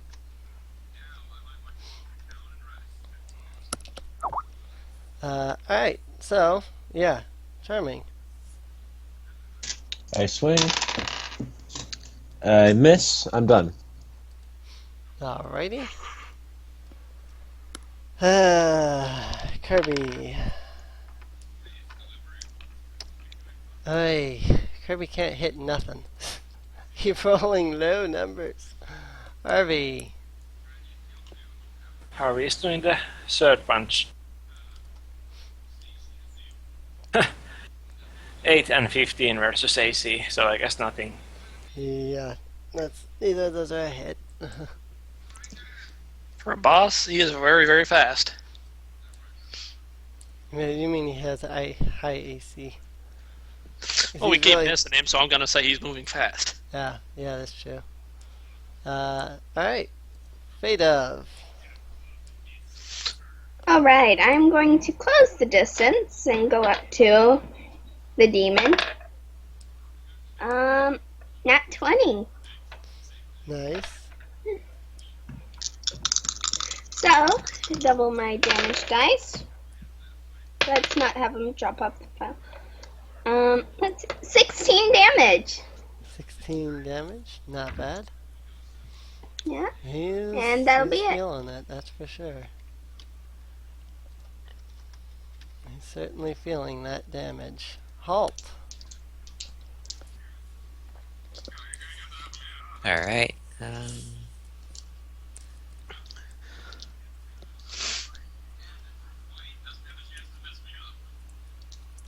D8. Nope, I missed. Nope. Alright. And back to the demon. The demon is going to growl at all of you. And then he's going to look at the pink puffball for a moment. And then he's going to chuckle. And then, swinging his tail, he's going to rip a hole in the dimensions. Everybody that's next to him, go ahead and make an opportunity attack against him, as he is Ooh. How do tired those of work this again? and walking through the What? portal. Is it just a regular attack roll? Yeah, it's the standard attack roll. I Would got all nine- the question because of all my animated objects are near him, and they have blind sight, would they also get the opportunity attacks against him? Probably. Oh, I got a 19 to hit. That's a hit. I got a 17 crit. here. What was Hane? I said 17. 17? No. We've got a 19 That and a is, crit. it's max damage from Fadub without a crit, and that will be 11. 11. Alrighty. okay. Time for the inanimate objects. Dagger 1, 11 versus AC. Nope. Dagger 2, 19 versus AC. Yep. Coin 1, crit. Coin 2, 23. Yep. Coin 4, another crit. Coin 5, 27. Nice. 9 from the last coin. So that's going to miss. And Iron Ball 1, 19. That's a hit. And Iron Ball 2, 18. Nope. Okay. Those are lucky coins. Those are lucky coins. Those are lucky coins. Okay. Here are the three small objects that didn't crit. So 5, 8, and 8 damage. Then for the two that did crit, because double the dice and all Right. that. 9 damage, and now for the two iron balls that hit.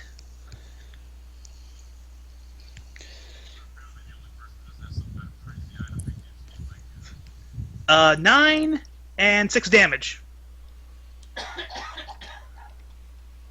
Alrighty. That's a lot of damage. Look at there! It's a 5th level spell you gave me, level 2. I'm not surprised. Yeah. All right, should I do I get 2 or 4 out of this roll for my crit? For your crit, with your sneak attack, you're getting the 4. You're getting the 4. Wait, Does it wasn't take he a hit? away, or is this something else? Yeah, man. It was Oh, only the guys who were right next to him. The reason why I went off is because of all the things I had, around him that were near him and pretty much, bashing into him. Right. Okay. Well, I figured with the bow and arrow it would have done something, but okay. No, they're just getting opportunity attacks because he's moving out of their threat. So, anyone else that still had opportunity attacks? Oh, that's charming. Nope. All right. Okay. He's going to take all of the damage and snarl at you, but then chuckle, and he walks through the portal, and the tear closes behind him. We couldn't follow. DDD is left standing there at the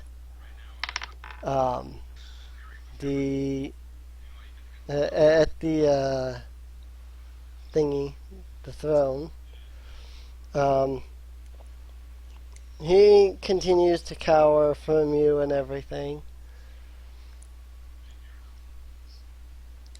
Okay, Dor is like, okay, I guess you're the guy in charge around here, given the dress. So, given how you're dressed. So, mind telling us who that was? Otherwise, he sort of mentally commands all his animated objects to come near him. He's like, or we can do this the hard way. Cracks knuckles, and yeah, that will be an intimidation check, which I am proficient in, and it's a plus. And that's a +4. So, wait. If I'm proficient, does that mean I get advantage on it? Or you get your proficiency modifier. Yeah, proficiency. Well, then it's only an 8. Alright. Well, he's pretty much cowering from you anyway. He speaks up and he says, that was one of the demon lords, one of the generals. Okay. The generals from the army of the darkness. Oh, so in other words, you were working for the darkness, right? Or were you invaded and you let them take over your castle because you were saving your own skin? To that he will say that he knew exactly what he was doing and that everything was going to work out anyway. So you willingly let these creatures pretty much kill your own men? You freaking disgust me. At that point, Dwyer's actually going to command his daggers to go to the penguin's throat. He's like, "Give me one good reason I shouldn't just cut your throat open right now." He immediately pipes up and says, "The general left. Why do you think that is?" I'm guessing because we were smacking the crap out of him, or unless you've got a better idea, unless he got something from you that he wanted. He says, how would I want to word this? He says the only reason a general would leave is if the darkness was here and was going to consume the world. Doris, upon hearing that, Doris like, crap. Guys, we may want to get out of here now. Those of you standing around Kirby will notice that he is acting a bit strange now. His eyes are glowing a deep red. His His entire form Don't is care. actually... We're leaving. Why would we be looking at a pink thing whose eyes are glowing when we know that the world's about to end? Let's leave. Okay, let's run. Yeah, that's the whole Open point right the now. road. I'm pretty sure Anna's going to run, so let's run. Yeah. Get Right. into the open area, back into the portal. We're leaving this world. Bar none. Right. Alright. Alright. Hold up. Does D&D have his hammer with him? His hammer is near the throne. Dora's going to be like, grab the hammer and let's bolt. Okay, Harvey grabs the hammer and let's go. Dora smiles to D&D. He's like, well, you can either run with us or get devoured by this world. Your choice. Bye. Alright. Yeah. Anna's going to very quickly open the Rainbow Bridge. You hear some kind of deep and gravelly, almost chaotic voice speak out from Kirby and say, "You will not escape me." Luckily, you all Luckily, managed... we were already running. Yeah, luckily you all do manage to run up the Rainbow Bridge before whatever it was that had taken over Kirby suddenly expanded outward and began consuming everything in darkness. You will not escape me. Where did you go? Before the darkness can follow you, Anna manages to quickly cut off the Rainbow Bridge. You look into the sky and notice that a star suddenly disappears. At that point, Dora drops to his knees. He's like, that's what we're up against. Oh, crap. Despite my bravado back there, I'm kind of scared out of my mind. Well, we're alive, so that was a success. I guess it wouldn't be counted as a success if we're alive, except for the fact that a world is being consumed by the darkness. No, it wouldn't be considered a success or a failure because literally nothing happened. There was no change. We learned nothing. We went Then there. I got a hammer. So we accomplished nothing plot-wise. So Yeah, that why was did a we failure. even go there? Because Yeah, why did? well, Anna sent Mario there. Okay, well he's dead. Actually, Dwyer's gonna be like, wait. Did you before we sort of left, or before the? Do you still sense Mario? Is he still somewhere out there? Anna's going to perform her, psychic scanning and whatnot, and she'll nod and say, "Yes, I do believe that if he was actually there, then he managed to escape in time." Okay, so he's still out. So we haven't failed getting Mario back yet. So keep scanning for him. We'll rest up while you do that because oh crap! Did that just So yeah. Once again, Mario's I'm sorry, but Mario is on another world. But ugh. Why are we Well, after Mario I was going then? to say Mario is missing, but Mario is still missing, that's for sure. Not according to Charming. Well, what do we know about the hammer? Is it just a war hammer or something? It's basically just a warhammer. Nothing really special about it. Does anyone know how to use it? King DDD did follow you So he would probably take his hammer back. I was like, Okay. If like, we oh, let like- him. Wait, when did this bozo get on the road? I did. Dwyer's like, I did sort of offer him to, either follow us or get consumed. So yeah, I'm guessing because he didn't want to get consumed, he followed us. so yeah. So, we never did actually get your name, bird guy. What's your name? I am DDD. Deity. DDD. Okay, Triple D.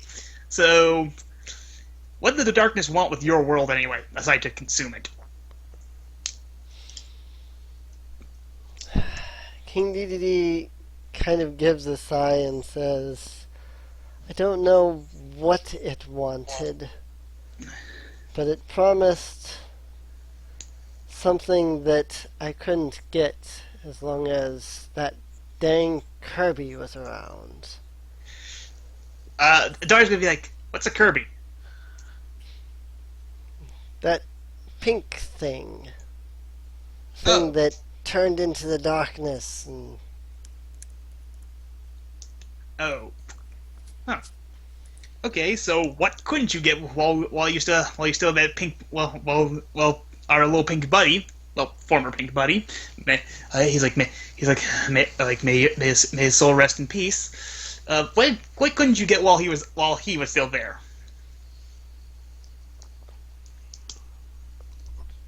he says, a long time ago, he had been the king of the land, and everybody respected him. But then, the pink thing showed up,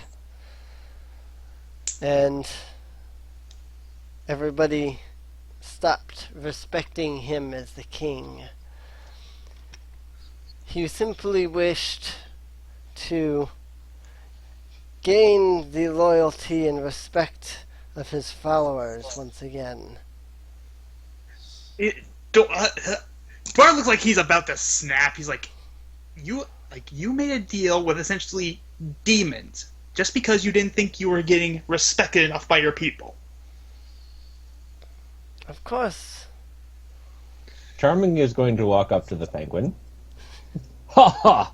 Foolish little bird thing! You don't gain respect by allying with the darkness. You gain respect by fighting it! Slaps him in the back. Harvick used the hammer to Charming, by the way. Because he's the fighter here. Yeah, Dwyer's gonna be like, he just smiles when Charming does his thing. He's like,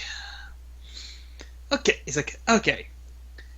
Well, now all your former subjects are gone, so we can either dump you off somewhere where we know the darkness won't directly influence you again, or you can come with us and help us fight. Your choice, Bird Brain. He looks at you with a look of shock and he says, fight that thing? You kidding? Does this face look like I'm kidding? And of course, Dwyer just frowns at him. King DDD shakes his head and says, look, kid, I know you mean well, but there is no hope against that thing.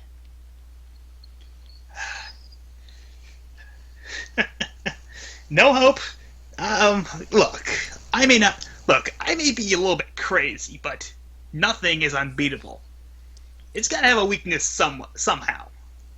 All we need to do is defeat its generals, cut up, and then beat it with whatever its weakness is. No problem. But again, like I said, I am a little bit crazy, so. You don't understand. The darkness. It is pure chaos. It has no weaknesses. It has Wait a minute. no form. What is the opposite of chaos? Order. I should know. Exactly. Wild here. We shall need order to fight this beast. Okay, small problem there, Charming. Pure order. I don't think we can get pure order. Unless we. Ha ha ha! My silly friend. If pure chaos exists, so must pure order. There is logic in that. There is logic in that, yeah. Dwyer raises his hand. He's like, he raises his fingers like, Charming, that's possibly the smartest thing I've heard you say in a while. That's the smartest thing I've ever heard him say. But yes, continue. But yeah, then he looks to On. He's like, so where could we find, I don't know, order incarnate or just pure order? This is, oh god, I don't want to sidetrack from Mario because he's probably looking for the same thing. Okay, here's the thing, right? It's pure chaos, so what we need is teamwork. We need to find some ponies and learn about the magic of friendship.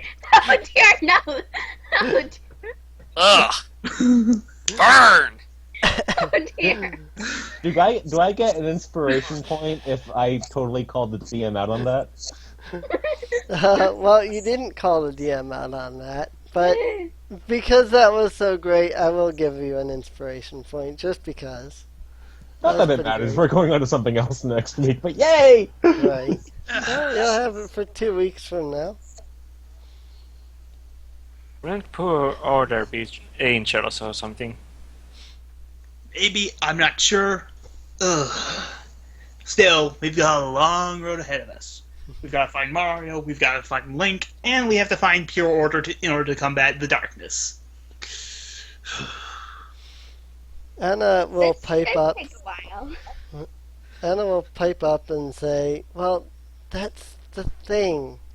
Mario knows where to find the pure order.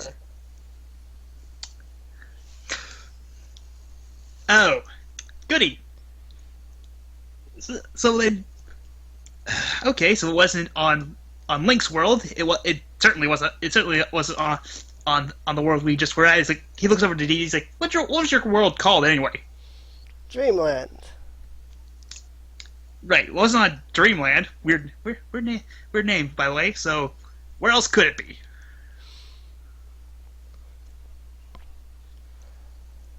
Anna sighs and says, I'm betting that's what Mario is wondering. I bet that's where he is now, looking for this pure order.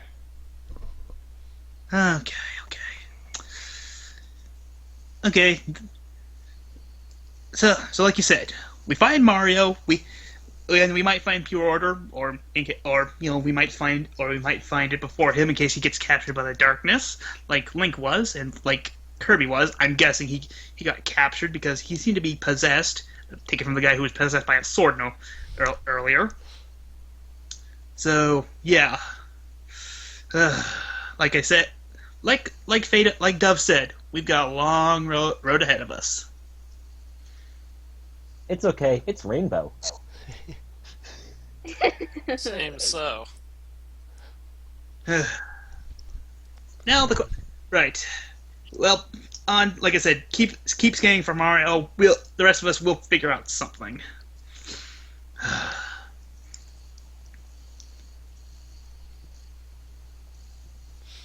That's all I've got for my sort of heroic speech. In case anyone else wants to pipe in. Well then, silly penguin-type person, I guess you won't be needing this hammer. I'll hang on to it, thank you. Oh, great. My hammer! Shut up. It's like you try to get it out of his hands. Well, if you're not going to be fighting, then you're not going to need a weapon.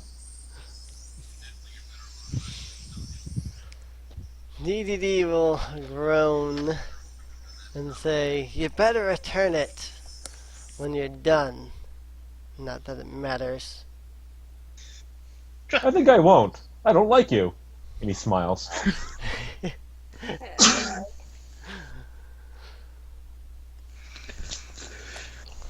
Anna is going to open a rainbow bridge to the Mushroom Kingdom, where she will drop off DDD.